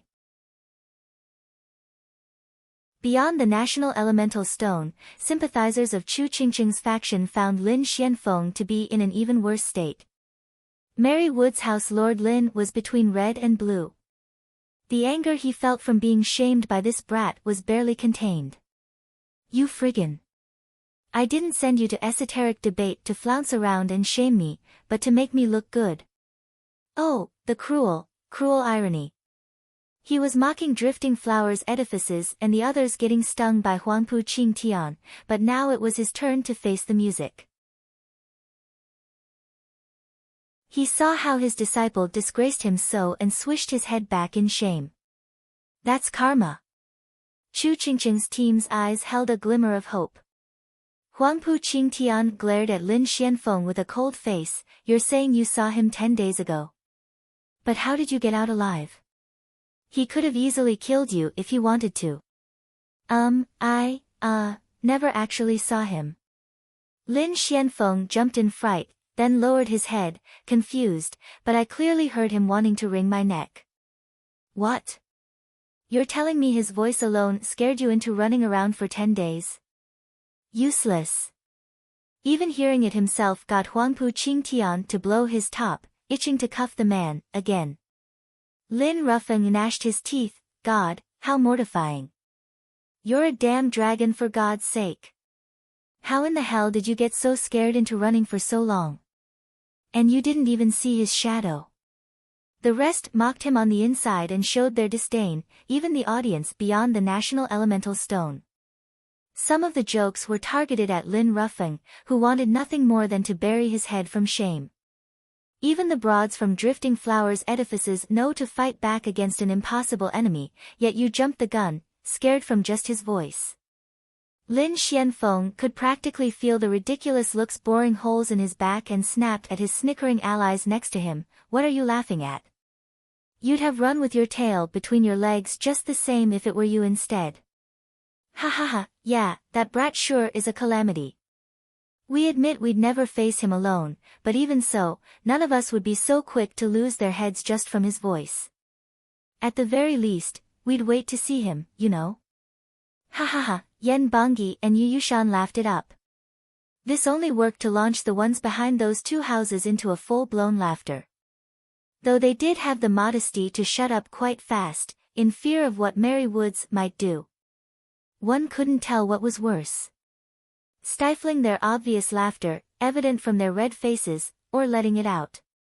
Lin Xianfeng went purple now and barked, "You know nothing of how deadly that situation was. The guy didn't show himself, but he took my hand from 1,000 miles. You'd have run too if you met with such a creepy situation." Lin Xianfeng was still hopping about, his face a mask of anger. The laughter stopped and all eyes drew on the smooth stump of his arm. The dread creeped up their spines and robbed them of any jovial mood they ever had. This can't be. Huangpu Qingtian squinted and pulled the arm closer. "You're saying you never saw the guy, yet he took your hand?" "I didn't even realize what happened, and the next thing I knew my hand was gone. And when he was threatening me, even the mountains quaked, as if a mountain god awoke. I was scared out of my wits. What else was I supposed to do but flee?" Lin Xianfeng wiped his brow from the foreboding feeling. The rest were tongue-tied. Someone can actually do that? Take Lin Xuanfeng's hand, without his knowledge, from 1,000 miles away. Everyone, even the audience back in Dragon Cloud City, was horrified. Such creepy ability was beyond the grasp of even a radiant stage expert. Huangpu Qingtian squinted and shouted at Chu Qingcheng, "Tell that brat that we will be 10 miles east of here. If you want the brimming sacred pill back, tell him to look for me. I'd like to see him try taking it from 1,000 miles away." Huangpu Qingtian flicked his hand and left filled with battle spirit. The only one capable of stirring his will to fight may very well be Zhuo Fan in the whole of Tianyu. Chu Qingcheng's gang was stunned, a challenge. One handed out personally by the glorious heaven-shaking Dragon Lord, Huangpu Qingtian. This was the greatest respect any martial fanatic could dream of. Xie Tianshang was practically green with envy. If Huangpu Qingtian had given a challenge to him instead, he'd be bouncing and skipping in joy all year long. Taking a deep breath, Chu Qingcheng said, "The brat is cold and ruthless, but he is our only chance at winning this. Everyone is going to go and find Zhuo Fan." Yes. Zhuo Fan was their only and last hope.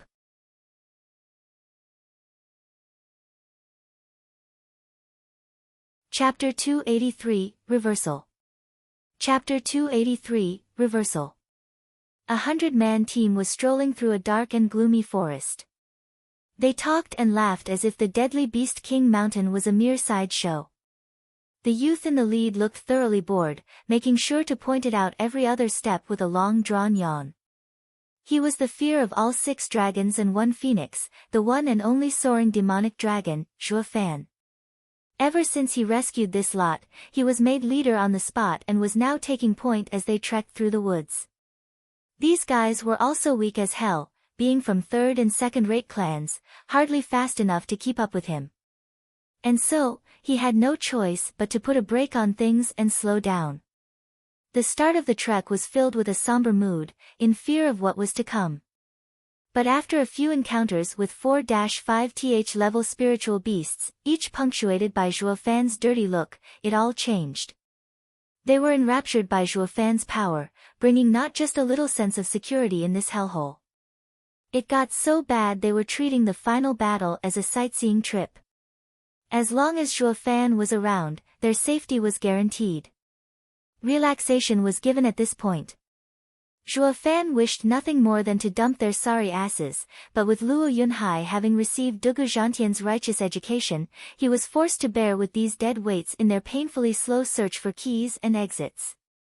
Honestly, Zhuo Fan wasn't looking for brimming sacred pills but for a way out. His dearest wish right now was for an exit and keys to get rid of those pests behind him and be home free. Bummer he was still stuck in this forest and wasting 5 days on top of that. Not only he didn't find a single key, the exits as well seemed bent on eluding him. Zhuo Fan sighed for the umpteenth time, twisted his head back at the laughing bunch, and snapped, "Cut the chatter. We're not on a tour here. Be more serious and keep a close eye out for any exits or keys. Leave no bush unturned. The faster we find them, the faster we leave this place. You'll be safe then and I'll be free, got it?" "Yes." A shivering response welcomed Zhuo Fan's prestigious order. But gone 3 minutes and they were at it again. Without danger breathing down their necks every minute of the hour, anyone would chill out and relax knowing their lives were in safe hands. Zhuo Fan's mood sank even lower, wishing nothing more than to throw these useless guys to the wolves, or any spiritual beasts for that matter. He couldn't though, not with the genial and kind Xuaningxiang around. Mercy me, since when was I such a softy? Zhuo Fan's anger was flaring again. Xuaningxiang's charming and sweet smile came just in time and she placed a bright flowery wreath on him. Big brother Zhuo, for you. Please don't be angry. How could I possibly be angry? Forcing a smile, Zhuo Fan felt like crying. Luo Yunhai almost laughed. He was glad Ninger was here to curb Big Brother Zhuo's mean streak, or the man'd be sorting this chilled and disorganized rabble into shape by now. And if one took his cruel methods into account, any shape these guys got into, well, that would have been closer to hell than anything. But the real question was, how many would have gotten out with their lives? Luo Yunhai felt a shiver the moment he recalled the survival rate of Luo clan's guards' training regime. His 10 guards were nothing short of freaks, but they all escaped death by the skin of their teeth. At one point in Zhuo Fan's classic disappearing act, Captain Pang divulged the secret of this cruel and inhumane training. When 1 out of 100 elite youths to survive was a genuine cause for celebration. He was scared witless back then. They weren't shaping up guards, but killing machines at Luo clan's beck and call. He was in Dugu Zhantian's army for 3 years by then.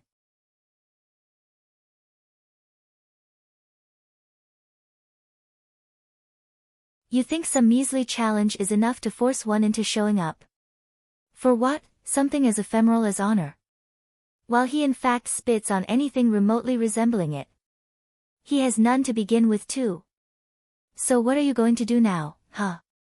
Soaring demonic dragon is not your average cultivator, he is the quintessence of demonic cultivation.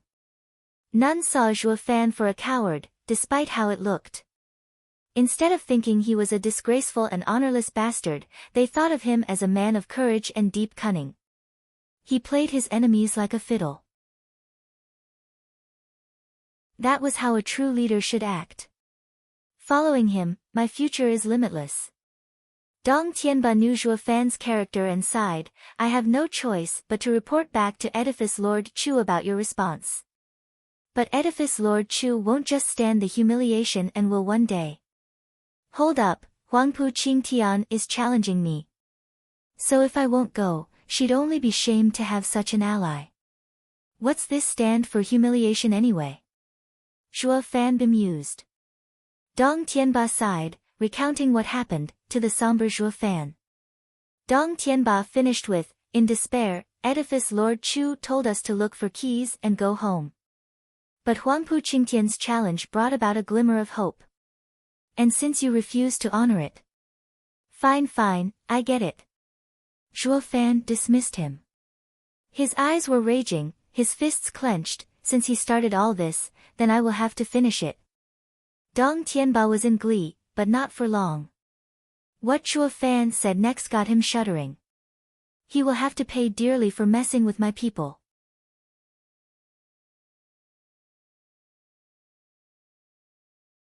Chapter 284, Whipped. Chapter 284, Whipped. Ever since Chu Qingchen got Huangpu Qingtian's challenge, her team didn't move from their spot, standing right next to the wood exit stone in the lush forest. Only the men under them were running to and fro in search of Zhuo Fan. But even after 9 days, none that returned was bearer of any good news. This only worked to sink their moods even lower, not knowing when they could turn this humiliation around. It couldn't go on for much longer or their morale would collapse. There was no point by then to drag this esoteric debate out, and going back home would be most advisable. Ha! Everyone sighed. Who knew the esoteric debate would be so cruel to them, to put their entire hopes on just one man? The audience beyond the National Elemental Stone were looking quite eager. Be it drifting flowers edifices, or regent estate, each hoped to see Huangpu Qingtian and Zhuo Fan duke it out, to see who was the real victor in this final battle.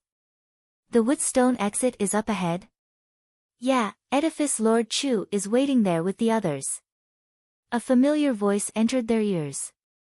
Their eyes lit up and were thrilled to see the Dong siblings leading Zhuo Fan over.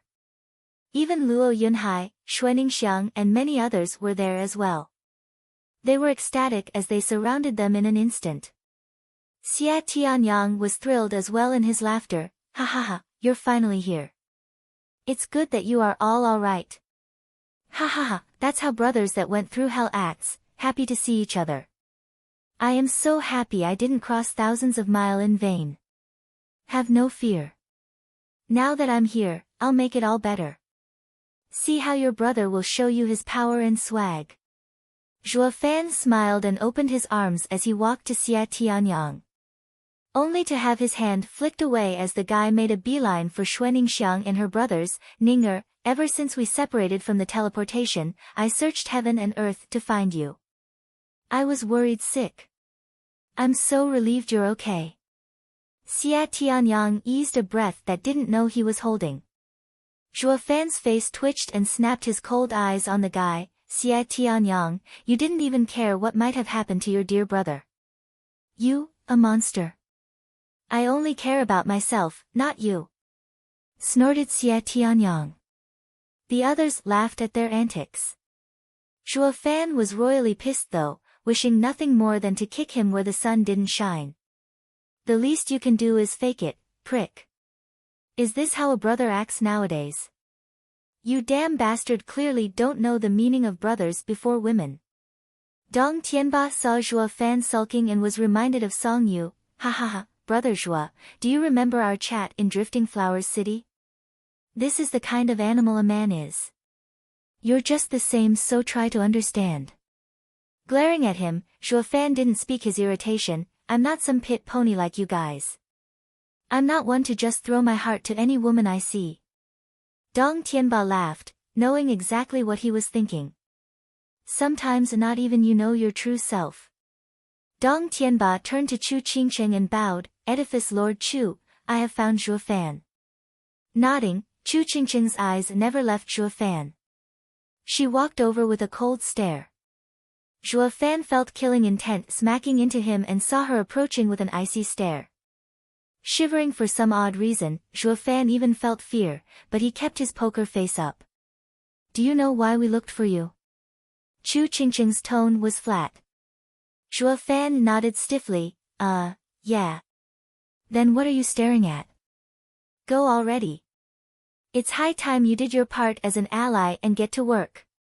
Chu Qingcheng's pitiless stare bore into him. It was so cold it chilled even him. Zhuo Fan didn't reply and simply took flight. He sighed inside. After what happened in Dragon Cloud City, Chu Qingcheng must be hating my guts. It's better this way. We are only allies, nothing more. A demonic emperor like him was better off casting such burdens off his shoulders as soon as possible.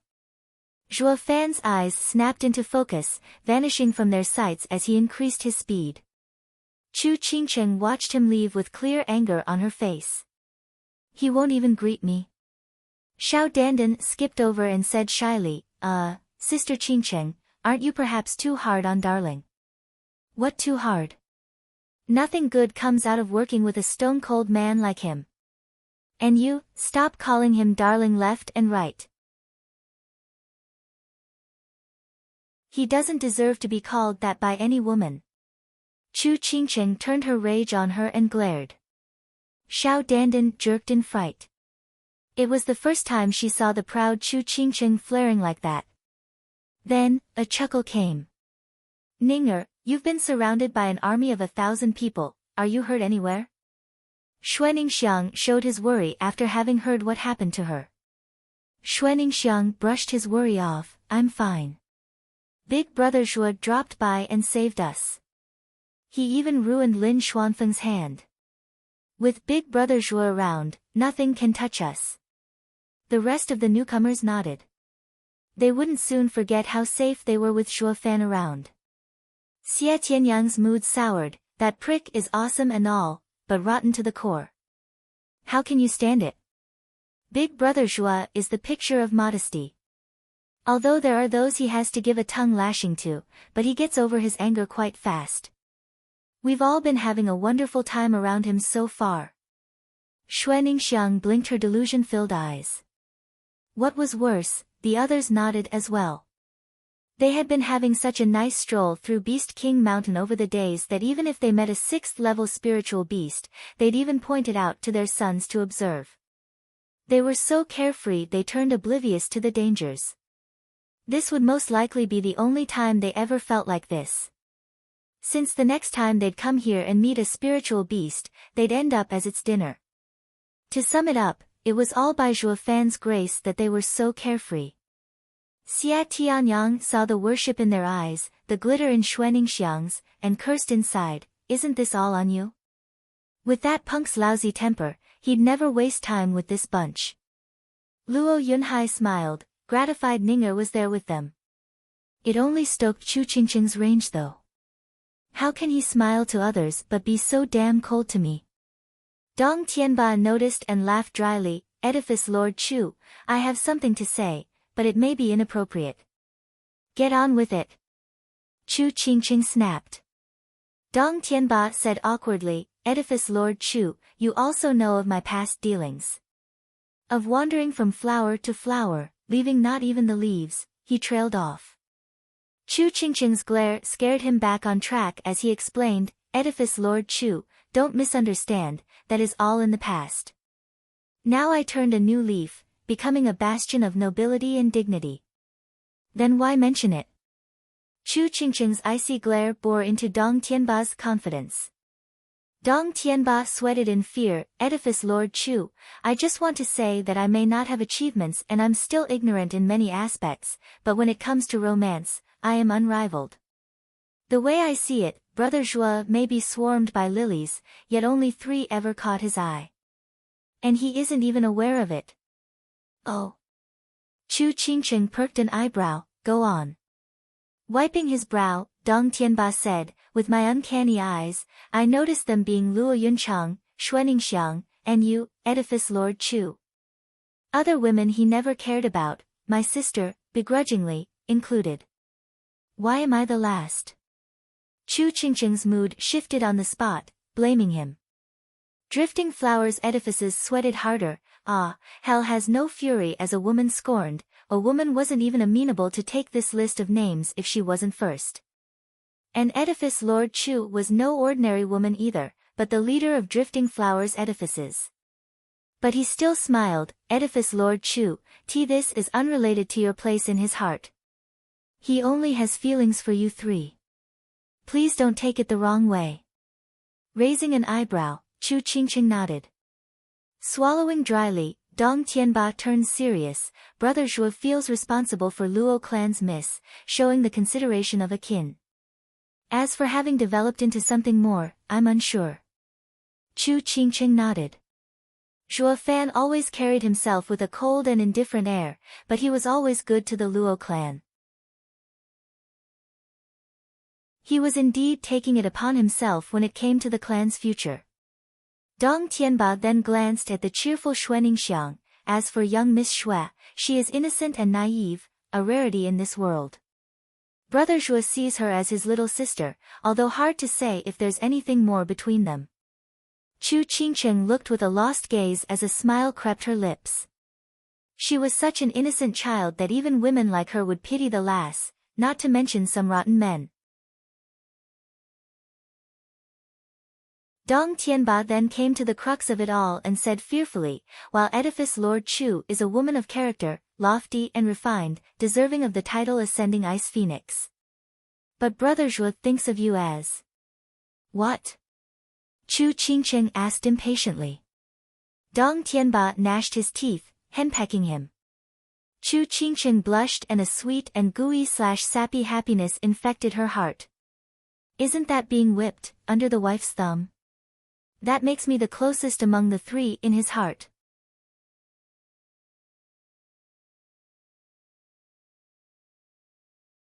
Chapter 285, Demonic Dragon's Advent. Chapter 285, Demonic Dragon's Advent. Achoo! Achoo!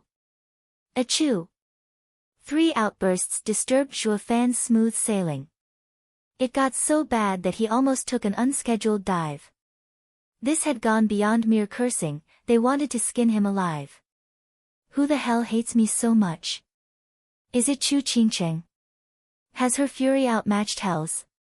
Shuddering to his very core, Zhuofan shook the thought away. He was oblivious that it was totally unrelated to Chu Qingcheng, but instead the person responsible was his buddy brother. In fact, his intention was no different than flaying Zhuofan. Thank God he had no clue what Dong Tianba said, or he'd panic. This guy barely has any talent, yet makes for quite a love doctor. How is it that you know who my heart longs for before even I do? Though he had to admire him for such skill, even when Dong Tianba only skirted the waters and never actually dipped. Zhuofan kept on flying in confusion. He soon arrived at his destination and released his discerning field. Zhuofan's eyes lit up in joy. Huangpu Qingtian, the biggest headache, wasn't there. It couldn't be better. He'd go in there and remove the pests first. Since if they laid a trap, they would harass him to no end. That wouldn't do at all. He now recalled Luo Yunhai's warning. Huangpu Qingtian and company had something special in mind just for him. Lin Xianfeng let it slip when he lost his cool, and Zhuofan doubted he was so smart as to make it intentionally misleading. Zhuofan took it to heart as well. He may have Divine Eye of the Void as his ace in getting out of almost any situation, but he wasn't about to take unnecessary risks. Triumphant pride precipitates a dizzying fall. Zhuofan made sure to never make such an elementary mistake as letting power get to his head. Zhuofan's figure flashed and thunder struck the earth the next second, picking up dust. People turned to look in fright. With only weak third and second-rate clan members around, this loud and out-of-the-blue noise had them on edge. But when the dust settled, they gasped. Soaring demonic dragon, Zhuofan. With a twisted grin, Zhuofan's eyes glanced over his future victims. I have come, as requested, for the brimming sacred pill. Where is Huangpu Qingtian? Eldest young master waited for days, so he took young master Yu and young master Yan in search of the other 4. Sir, why not wait for them? An honest-to-God man, naive perhaps, spoke up fearlessly. This set Zhuofan's worries at ease. His grin grew wider. Am I to understand you stood me up? No, never. It's you. I am quite angry right now, and the consequences are deadly. Zhuofan cut him off with his bloodthirsty gaze. Now, who do you think I should kill first? They all felt like crying. You clearly had this idea from the start. But, how does this have anything to do with us? Huangpu Qingtian issued the challenge, not us. You didn't just miss the due date, but also saying that we stood you up. That's clearly bullshit. We're just the little guys. Why take it out on us? Think we're easy targets, is that it? Fear swept their hearts as they had long heard of Zhuofan's power. Be it the taunts he threw at the 7 houses by killing their elders, or through the slaughter of thousands on the fighting stage. Not even 6 dragons and 1 phoenix wanted to mess with him, least of all them. But then the demon came anyway. And to make matters worse, he landed just when the big boss was out on a stroll. Could they take him on? The bitter and resigned faces answered aplenty. Young Master Zhuo, we are just errand boys. It would be a great dishonor to you, sir, if you kill us. Someone spoke up with a calm voice, quite odd when one took in the fearful gazes of the rest. The rest bobbed their heads and gave him a secret thumbs up. This line was a good deterrence to most big shots.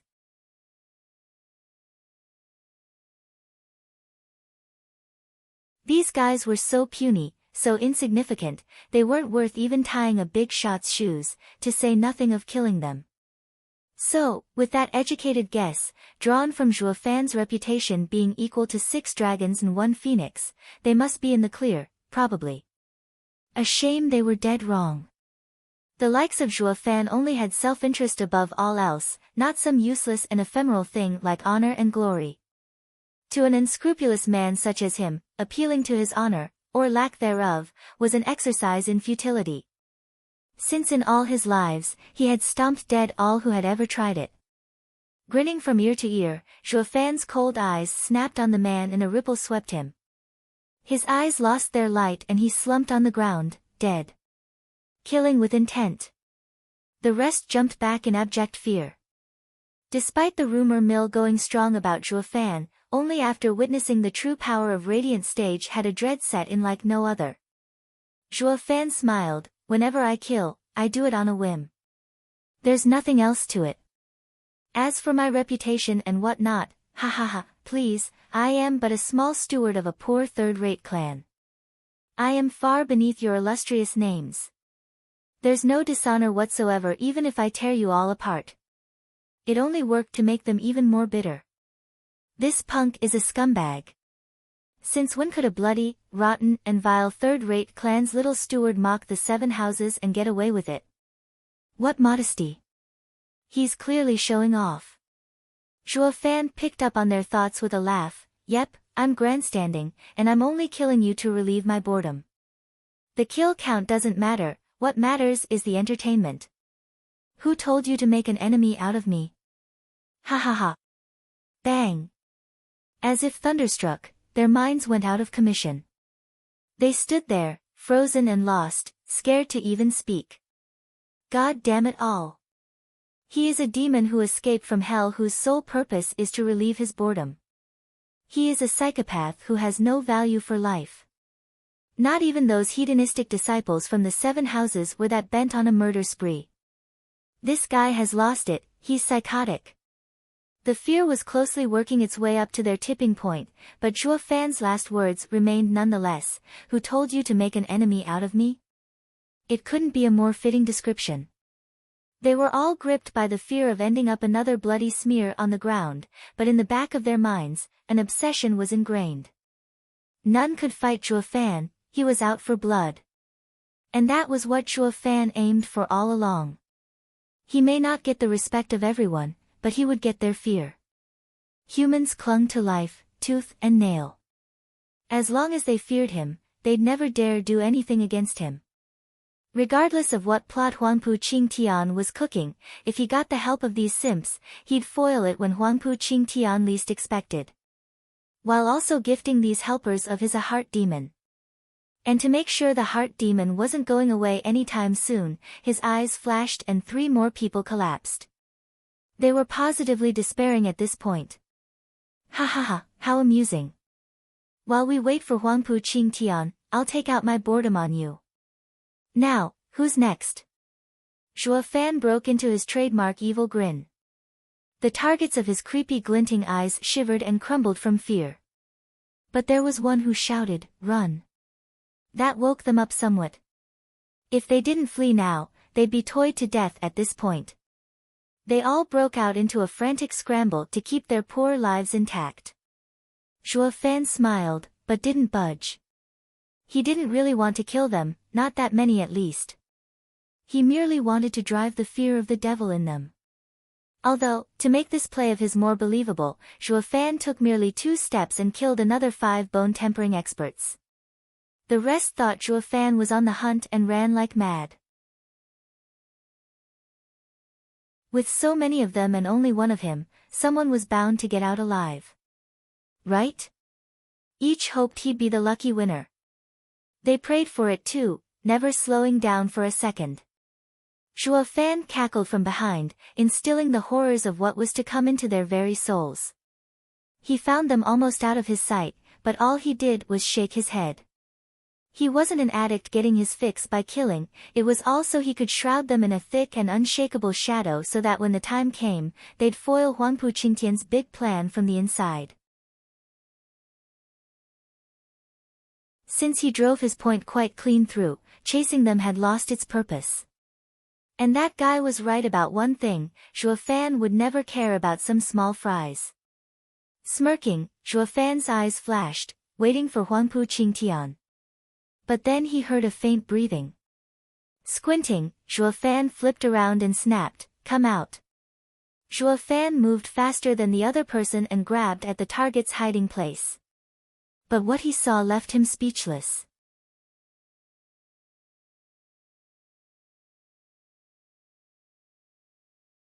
Chapter 286, I'll send you to hell together. Chapter 286, I'll send you to hell together. Yan Fu. Zhuo Fan shouted. Yan Fu was Vicious Pill King's prized pupil. When he got Yan Song to work under him, among other reasons, he also threatened Yan Fu's life, ultimately making Yan Song cave. It was obvious how much Elder Yan cared about the kid.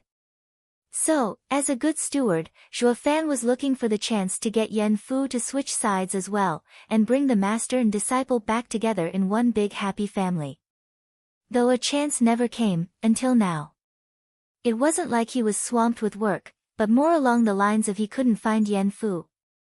He lucked out by bumping into him in Dragon Cloud City, but there was no way he could talk to him in front of the 7 houses, that was for sure. Who'd have ever conceived it possible, the two of them would finally reconnect after many, many years. Though the circumstances were perhaps particularly awkward to explain his way out of.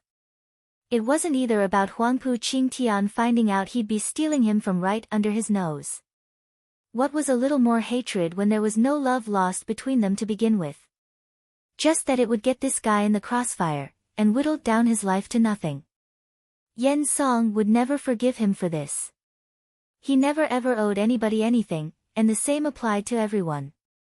Yan Fu found his leg in Zhuo Fan's clutches but realized the demon wasn't going in for the kill. He looked on oddly and stopped shivering, trying to calm his errant heart as well. Scared out of his mind his taunt earlier would earn him a gruesome death, he ducked for cover the instant Zhuo Fan touched down. Only to hear him wanting to have a blast at the expense of others' lives, driving such horror into his heart he couldn't even move. His only hope was that the demon would leave once he had his fill of killing. Who was to know once the dust settled, the demon himself would come after his head. He even found his hidey hole like nothing. It terrified him. But figuring out Zhuo Fan had no intention of harming him emboldened him, perhaps the death of his master had some part in this as well. Yan Fu stuck out his chin and bellowed at Zhuo Fan, "Humph, you damn demon. I vow to get revenge for killing my master." "And how exactly?" Zhuo Fan raised an eyebrow. His mood sinking, Yan Fu gnashed his teeth in humiliation. "Yeah, with my power I can never defeat you. And now I'm in your clutches. Kill me if you have the guts. Let me go see my master. I am unworthy of taking revenge, but the least I can do is go serve him in the underworld." Zhuo Fan nodded inside. The kid is a coward and a lecher, but he is filial to his master, I'll give him that much. I can see why Elder Yan doted on him. Rest assured, I won't kill you. As for your master, Zhuo Fan was about to explain, but a sudden noise cut him off. Whoosh! 4 figures landed 100 meters off Zhuo Fan, with Huangpu Qingtian in the lead. The other 3 were Yan Bangyi, Yu Yushan and Lin Xianfeng. The 3 looked grave while only Huangpu Qingtian took it easy. But there was no way to hide the raging battle lust in his eyes. "You're here," Huangpu Qingtian said. Zhuo Fan grinned, "How could I possibly refuse young Master Huangpu's invitation?" Taking in the dozen corpses around, Huangpu Qingtian said, "You're soaring demonic dragon in name and reality. You won't spare even the weak. Humph, with your strength, you're only shaming yourself stooping so low." Yu Yushan vented his ire. Zhuo Fan just shrugged, "I was only playing around. Don't tell me they're worth crying over." "Of course not, but now that I'm here, if you still want to play, come after me." Huangpu Qingtian shook his head, hardly caring about some low lives. He then turned to Yan Fu, "Finish the kid off if you want to. Then I'll teach you true power." Yan Fu shivered from indignation. Ever since his master kicked the bucket, he was reduced to being treated like those common third- and second-rate clansmen. And not just Huangpu Qingtian looked down on him, not even his clan's Yen Bangyi spoke in his defense. Ha ha ha, I'm a true pariah now. It won't matter now. For us master and disciple to die at Zhuo Fan's hand is only fitting. At least Zhuo Fan is our enemy. If I would have died because of my clansmen, I'd truly die with regrets. Forlorn, Yen Fu sighed and closed his eyes. He may have thought so, but how could he let go so easily after being cast out by his house? His hatred now changed from Zhuo Fan to the same house that raised him. Zhuo Fan nodded inside. He grabbed his neck and hoisted him and spun on his feet. Intentional or not, it just so happened to block Huangpu Qingtian's vision. Yen Fu, a man of your grief and emotion, letting you live will make the pain so much sweeter. He, I just love seeing my enemies trudge through life in pain and suffering. I won't kill you now. But if you still yearn for death, come find me. I'll send you to hell, to see the ghost of your master. Zhuo Fan's ended on a heavy tone and a slap at Yen Fu's chest. Out of anyone else's notice, he also slipped a jade in his clothes. Yen Fu's eyes shot wide open, but then he saw Zhuo Fan's vague smile. Remember, if you find life to be too much of a torment, come find me. I'll surely send you off to hell to your master. Zhuo Fan then flung him away. Yen Fu was dirty and wretched, but his eyes lit up and clutched his chest. Huangpu Qingtian looked skeptical. Zhuo Fan, I never knew you for your mercy, especially on a waist. What can I say, I'm a saint. Zhuo Fan shrugged.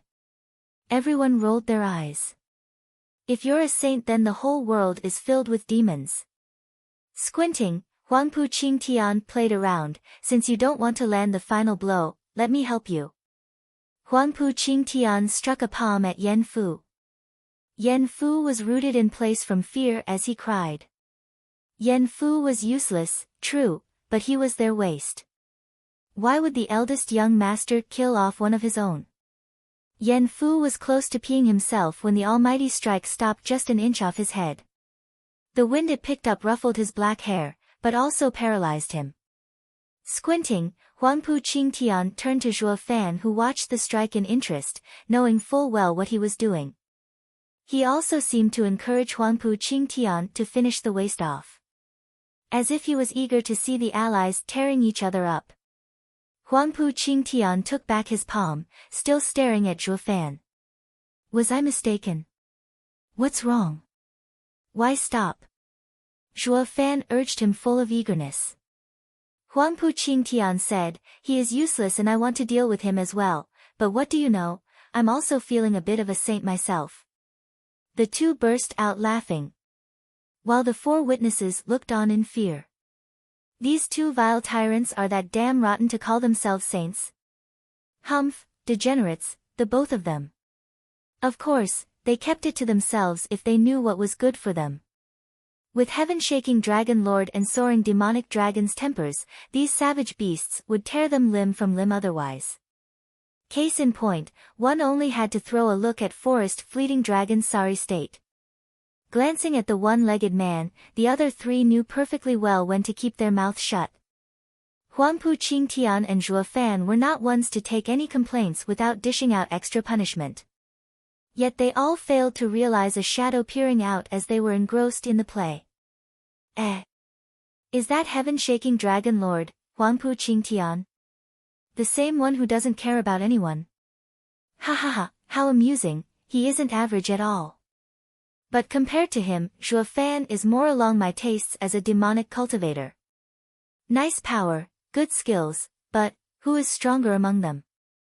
I am not one to pick up trash and take back the loser. Snickering, the shadow spoke as if he was fetching livestock.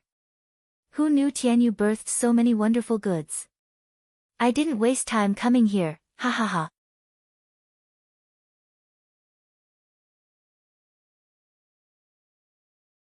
Chapter 287, Blindsided.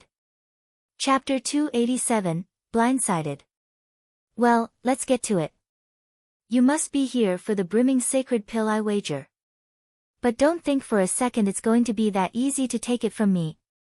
Having dispensed the probing, Huangpu Qingtian snickered as he flashed the storage ring on his finger. Come, show me what you're made of. Zhuo Fan raised an eyebrow and shrugged. Ha ha ha, you take me for an idiot? Fighting on your turf and on your own terms is retarded. Yes, exactly so. Huangpu Qingtian nodded as he boasted, but if not for that, what are you even doing here? And without defeating me, you'll never get this pill. Whoosh. He didn't finish as his ring vanished, now in Zhuo Fan's hand. Zhuo Fan's right eye flashed golden as he mocked. You were saying? Everyone watched on in shock. They shuddered incredulously at what they just witnessed. Even the ever-calm and stalwart Huangpu Qingtian had a reaction. How did he do that? The observer in the shadows also cried out, what art did this kid use? It's so weird even I couldn't sense it. Zhuo Fan mocked, I only came for the brimming sacred pill. With that done, bye. Zhuo Fan unfolded his wings and shot into the air before vanishing. The rest were so out of it they couldn't even react. They were in complete fear of his mystical art. When they finally did snap out of it, Huangpu Qingtian's face twisted. Toyed around like that never happened to him. Eldest young master, Yu Yushan began. Huangpu Qingtian dismissed him with a wave and turned to Lin Xianfeng, give me the ring. Lin Xianfeng hopped over with flattery, he, eldest young master is amazing, leaving the ring with the pill in my care. Zhuo Fan would be blowing his top when he finds out all he got was nothing, ha ha ha. Huangpu Qingtian was not in the least bit amused of having duped his enemy. He took the ring as he sounded morose, I only did it to not lose the pill. He'd never realize I'd be willing to leave the pill to a cripple. But never thought it would show its worth so fast. Zhuo Fan is not easy to deal with. Clenching his fist, Huangpu Qingtian spat. Lin Xianfeng was sullen. Huangpu Qingtian only referred to him as a cripple nowadays. The other two nodded solemnly. But then Huangpu Qingtian found an eerie breeze pass by him and when he opened his palm, the ring was gone. Huangpu Qingtian's heart sank as he raved, Zhuo Fan. Tone it down. What do you want with me anyway? Zhuo Fan grinned victoriously as he came from a bush. The three lackeys jumped behind Huangpu Qingtian in fright. Didn't he just fly off? What's he doing back? Huangpu Qingtian glared, it was you just now. Yep, what was I supposed to do with a fake ring anyway? Zhuo Fan tossed the two rings around, taunting, young master Huangpu, who knew even you are scared of something, unwilling to give me the true location of the pill and tried to cheat me out of it instead. Are you perhaps afraid you were gonna lose? Huangpu Qingtian trembled as the rage got the best of him, I never said the pill was on me, just waving my hand around. It's your fault for jumping to conclusions. Ha ha ha, sophistry. Zhuo Fan put the two rings on his fingers and snickered, but I got the pill this time, so I'll be going. For real this time. Later people. Zhuo Fan was gone. They all watched in shock, coming and going without a sign. Huangpu Qingtian released his soul sense in fear Zhuo Fan might be playing another trick. Only after he knew the coast was clear, did Huangpu Qingtian ease his breath. His mood dangerously low, Huangpu Qingtian felt horrendous having suffered so much. He had gone and challenged Zhuo Fan in front of so many people. And what did that get him? Losing the pill faster than he got it. How could he possibly take it at face value? Yu Yushan inched closer to Huangpu Qingtian in worry, eldest young master, short-term gains aren't important. Zhuo Fan is too much of a variable with mystical abilities. We need to find a way to deal with his disappearing acts. If we can't trap him, the day we fight he'll take us down one by one while we won't even touch him. We can't have that. The other two nodded. They felt utterly powerless in the face of Zhuo Fan's shifting around unrestrained. It doesn't matter. Huangpu Qingtian's eyes flashed, Sir Leng already predicted this. Isn't our earlier plan all to deal with him? You mean, Yu Yushan said, I see. I'll gather the scattered people and instruct them harder. No. Huangpu Qingtian waved his hand, Zhuo Fan terrified them. They are obsolete. Just leave them to die on Beast King Mountain. Go after our vassals that are still missing. Have them help instead. They were all shocked by Huangpu Qingtian's cruelty. These people had only been with them for around 10 days and were quite hard-working. And yet they were cast away like broken toys. Huangpu Qingtian could tell what was on their minds. Do you know the difference between a help and a burden? They shook their heads. Huangpu Qingtian mocked, a help assists me in achieving what I want and a burden works against me. It will one day mean the difference between life and death. The three blinked, still unconvinced. They knew of this of course, but weren't getting where he was going with this.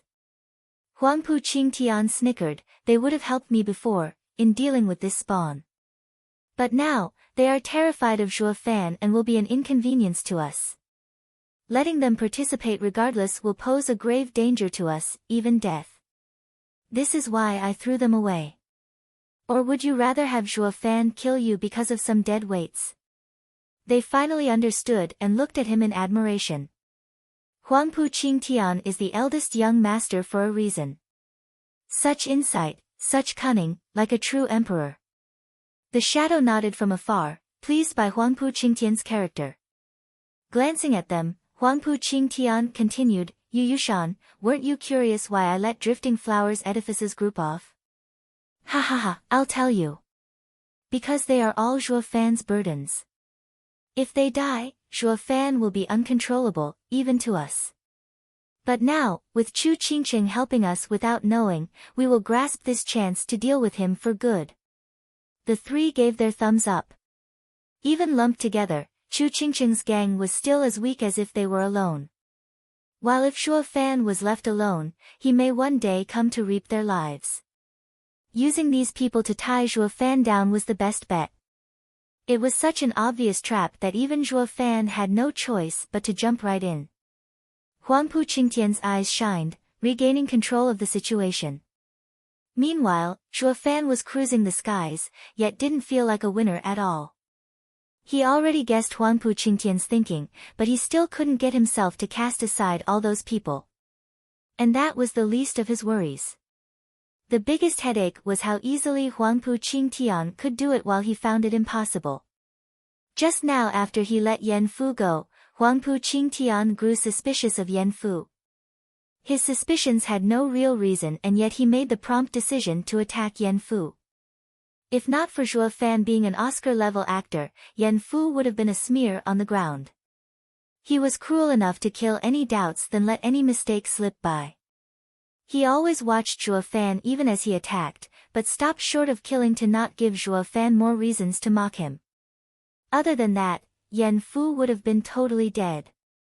In this way one had so many burdens on his shoulders, while the other had nothing tying him down.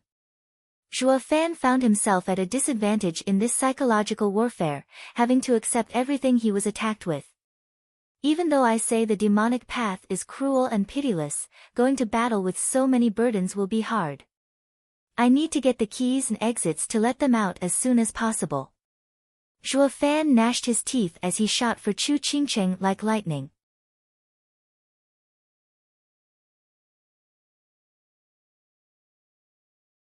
Chapter 288, A Hero's Return. Chapter 288, A Hero's Return. Elite Coder. Whoosh! With a crack of thunder, Zhuo Fan made his entrance before Chu Qingqing. They all whipped their heads towards him, their eyes glinting. Their entire morale rested on whether or not Zhuo Fan could bring back the stolen brimming sacred pill. Jitteriness rose as all eyes took in his prideful stance, keeping them in suspense. And the audience beyond the Wood National Elemental Stone was no different. This was the first contact between Zhuo Fan and Huangpu Qingtian, the strongest duo in this battle. Losing it would plunge their morale to rock bottom and the only sensible choice would be going home. But it didn't stop there. Their vassals' trust in the three houses would splinter, weakening their image in the populace's eye. It was the worst outcome as it affected their growth, especially now when an all-out war with the Regent Estates faction was just around the corner. A trickle of sweat fell down grandmother, Long Yifei and Xia Xiaofeng's cheeks as the tension spiked. Zhuo Fan took a deep breath before grinning. He juggled the 2 storage rings and snickered, "Now which ring holds the brimming sacred pill, you reckon?" The words still hadn't sunk in, from their momentary daze. But the next reaction was explosive. Everyone cheered. Zhuo Fan obviously got the pill. Everyone was moved at that point. Thinking back a few days ago, Huangpu Qingtian's overpowering might had plunged them into despair. How were they supposed to even face such a monster? But Zhuo Fan came back victorious, recovering the pill from the clutches of that monster. Such a feat worked wonders for their battered hearts from fear and shame, surging in them the will to fight. Even the ever-composed grandmother showed a rare trace of joy on her features. She turned to her 2 allies and burst out laughing. Dugu Zhantian eased a breath, nodding at the figure beyond the national elemental stone. "The kid is a loose cannon, but he always comes through when it counts. If it were a war, the act of recovering the pill would instill our army greater morale than any one skirmish could ever do." Fang Qiubai smiled thinly. This only confirmed he made the right choice when he braved in picking him to face Huangpu Qingtian. He was the only one of the younger generation who could achieve it. But then Fang Qiubai caught onto something and brought it to Dugu Zhantian's attention. "Old Marshal, what is that?" Dugu Zhantian squinted and cursed inside. "That punk isn't a pushover in the least. He even dares to go against my orders." In a remote corner, among the 3 allied houses group, Luizhen was seen on and off, cheering. Esoteric debate only allowed those below the age of 30 to participate. The old geezer was clearly out of the question. Dugu Zhantian, himself, even stated he was going to cut down with impunity any and all cheaters. But wasn't that guy a man of the Luo clan? Sir Fang, my eyes must have failed me. I can't see anything amiss." Dugu Zhantian played the fool. Fang Qiubai laughed. In any case, both of their priorities were skewed in Luo clan's favor. But who'd have thought the old marshal, the one immovable and strict man, would cover for Luo clan? Since when did a friggin' radiant stage expert's eyesight go bad? He must really like that 5th godson of his to be this biased. He'd never do this otherwise, not with how righteous the man was. That was for the best, since it was all for His Majesty's sake. In protecting Luo clan, one had to be flexible and ignore minor hiccups. Fang Qiubai was worried this would have ruffled Dugu Zhantian's feathers. "Ha ha ha, it's fine. I just saw an interesting spiritual beast that caught my attention. But since Marshall's eyesight is poor, never mind." Fang Qiubai rubbed his beard. Dugu Zhantian blushed, knowing fully well he was teased, so he chose to turn a blind eye. Plus, he vowed this would be the first and last time he'd ever cross his own word. Zhuge Changfeng kept a close eye on Zhuo Fan as a smile played on his lips. Then he gave a long look at Huangpu Tianyuan before chuckling. "Ha ha ha, Estate Lord Huangpu, it seems in this skirmish, the young master came out at the bottom. Victory and defeat are common in war." It was the steward, unwanted contriver Leng who deigned a response to Zhuge Changfeng's provocation. The way it came at no surprise to the Regent estate, he seemed to have foreseen a long time ago that Huangpu Qingtian would lose. Zhuge Changfeng squinted. "Oh. Sir Leng was expecting this, I see. I take it you've taken ample preparation as well." "Ha ha ha, you're too kind.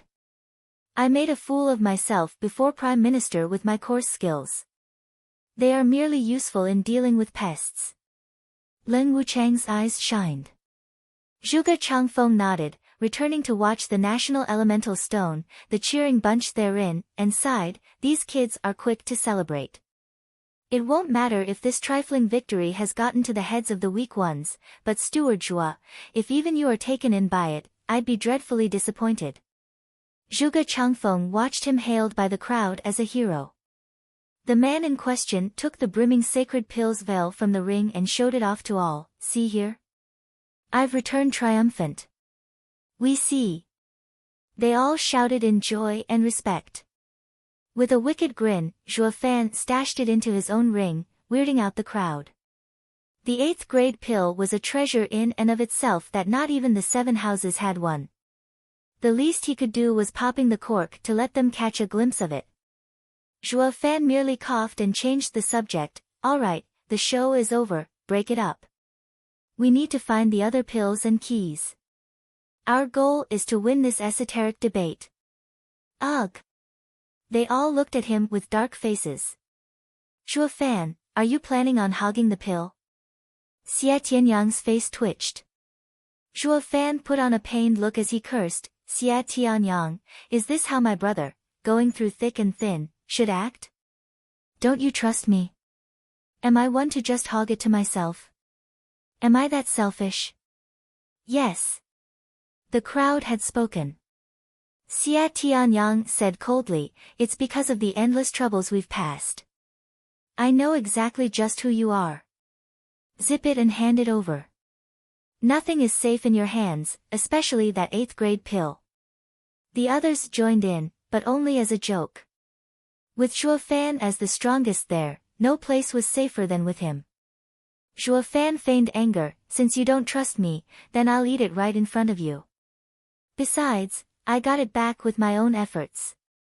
Try to take it from me if you want it. TCH. They all flicked their hands. Xie Tianyang even went a step further, see that? I know this friggin' guy's character better than I know myself. If hustling is a bust, he just switches to daylight robbery. Not to mention anything that ends up in his hands will never see the light of day. The others cracked up. Xuaningxiang was bursting with joy, not caring at all of the value of that bauble. The mood made them seem like one big happy family, laughing their troubles away. They seemed to have returned to the peaceful and safe days of Allbeast Mountain Range a while back. This was all thanks to Zhuo Fan. He instilled courage in their hearts while also dispelling the thick dread Huangpu Qingtian cast over them. It just came to them that even the almighty Huangpu Qingtian wasn't infallible. At the very least, Zhuo Fan was there to give them a fighting chance. Once the cheerfulness passed, the 3 houses' head disciples began discussing serious matters. Xie Tianshang began, Brother Zhuo, you are the strongest here and also brought the brimming sacred pill back. That makes it yours. The stronger you are, the greater our chances. The rest nodded. They were all quite keen on having it for themselves, but with it being Zhuo Fan's spoil, it belonged to him by right. Moreover, a boosted Zhuo Fan would give them an edge in getting the other pills out there. This was the best outcome for their alliance. Zhuo Fan shook his head though, I can't, Brother Xie. Did you really think Huangpu Qingtian waited 10 days for me with the 8th grade pill instead of eating it? Just so I could steal it? Xie Tianshang frowned. Zhuo Fan smiled, because he won't dare. What? Came their shocked response while Zhuo Fan explained, it takes a long time to absorb it completely. If an enemy comes in that time, the slightest distraction would render it wasted, if not incur a heavy wound. So before a clear outcome has come from our conflicts, neither side would be willing to eat it. The sudden realization made them look at Zhuo Fan in a new light. Thanks to his reminder, they could now curb the irresistible lure of the brimming sacred pill the moment they found it. They were grateful for having avoided death if an enemy found them in such a vulnerable moment. They were clearly overthinking things though. Why would Huangpu Qingtian get rid of such delicious bait and help Zhuo Fan instead? Not to mention, Huangpu Qingtian was sure to drop by the instant any of them found one, and appropriated it. They'd never get the chance to even swallow it. These thoughts left Zhuo Fan sighing, the sooner I send them home the better.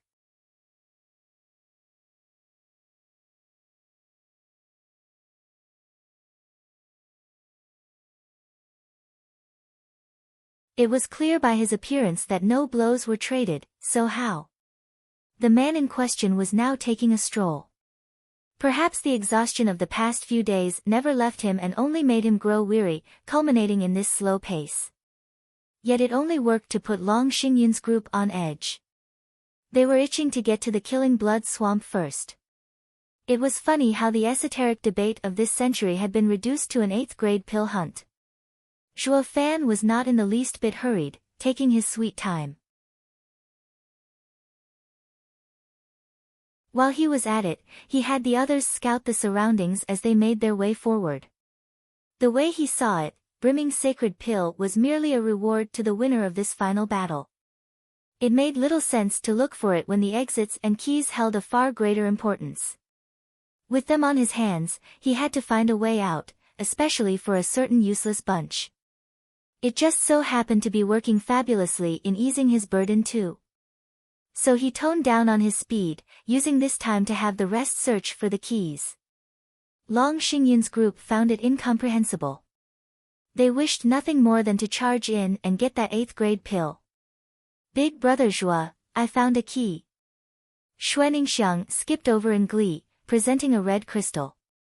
Zhuo Fan saw the fist-sized red crystal. It was cold to the touch, telling him this was the Yin key of the fire exit. All he had to do now was find the Yang fire key and Xuaningxiang would be home free, leaving him room to go all out to his heart's content. Zhuo Fan brightened and patted her cute head. Well done, Ninger. Xuaningxiang giggled, at which Long Xingyun sighed, Miss Xue, finding a brimming sacred pill would be so much better. You won't just be doing a great service to us houses, but even hold yourself in favor. Zhuo Fan merely shook his head. Xuaningxiang would have none of that. Humph, I won't even go for some mystical pill. That's your delusion. I only care about what big brother Zhuo wants. Shuddering, Zhuo Fan looked queerly at her. He never said what was on his mind even after being in contact for the past few days, yet Ninger easily found out what he wanted. While not even his allies could, this genial and harmless lass. Long Xingyun shook his head, Miss Ninger, you're wrong. With how strong brother Zhuo is, why would he want a bunch of keys? Only cowards would look for a way out. While a man of virtue like brother Zhuo must be far more interested in the brimming sacred pill. Am I right? Long Xingyun turned to Zhuo Fan, talking as if it was the norm. Damn you, of course I want the keys to dump your sorry asses. Stop mooching off of me.